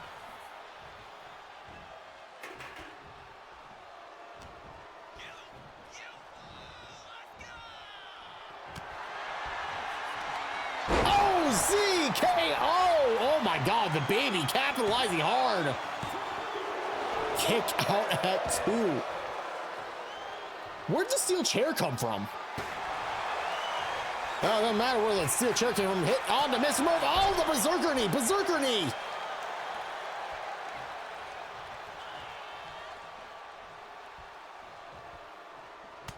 Berserker knee hit, but quickly Merv. Oh, God, what on earth is this? Merv punching the baby in the spine. Just the baby. Oh, lung blower supported by the ropes. Yikes.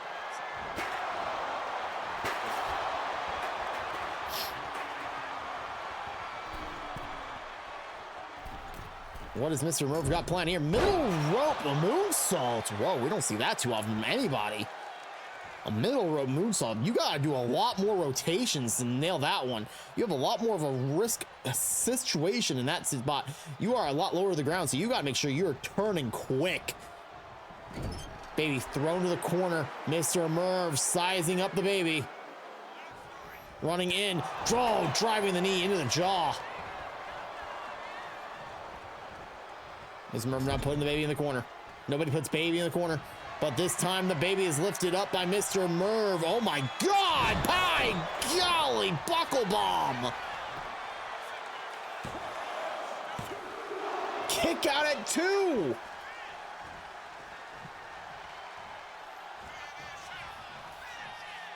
Here we go, the unidentified driver the second time. Oh, God. That might be it. My God, the baby might be done. I spoke way too soon. The baby is not done, but Merv wants to finalize this unidentified foot thing. The UFT. Mr. Merv is going to pandemonium. Oh my God. Here is your winner. He is Mr. Merv. Merv is qualified for the Pandemonium 6-pack challenge along with KC. What a brutality this man has brought to us here tonight. Absolutely. Well, it was only 2.5 stars. Interesting. Yeah. Regardless, MCW Live is complete, chat. Thank y'all for hanging out. Our final story of MCW Live, by the way. Background music, please, and thank you. I mean, not that song. Not that song. Meat Sauce Media? Oh, well, no, not that song either. We'll get sued. That works. I don't want to get sued today. Our final story of the night. Remember, chat, it's a huge deal that we talk about it. March 4th is the return of EGW. MCW management stands in front of a neutral backdrop with no arena noise once again. Since MCW's return, competitors from EGW have competed under the MCW banner. As many of you know, EGW, has been on hiatus during all of that time. As reported during Lights Out, the hiatus ends. Beginning Wednesday, March 4th, EGW will officially resume weekly programming. Wednesday nights, a separate broadcast on a separate platform on Epilogue Gaming TV. This does not mean EGW competitors will no longer appear in MCW, by the way. It does not mean MCW competitors will not appear in EGW. It means both rosters will be growing stronger and thusly growing better. March 4th, EGW returns, and several MCW wrestlers will be keeping their eyes on all the action, including the fact that the announced team will be featuring our own commentator, Jinja. Regardless. Oh yeah, no, we gotta make sure we take care of our little brother. EGW, you know, they fell on some hard times, and after MCW decided, hang on, I gotta make sure we got to talk correctly. After MCW had a very, very successful return, we had to make sure to capitalize and make sure that our competitors were understood that we are always there for them. We always provide the best commentary power we can, and you know, EGW, we're here for you. We're here for the opportunity to make sure EGW grows and thrives. We're here to sign contracts, chat. We're here to make new opportunities. It's going to be a great time across the board. Regardless, let's get in the hot tub, shall we?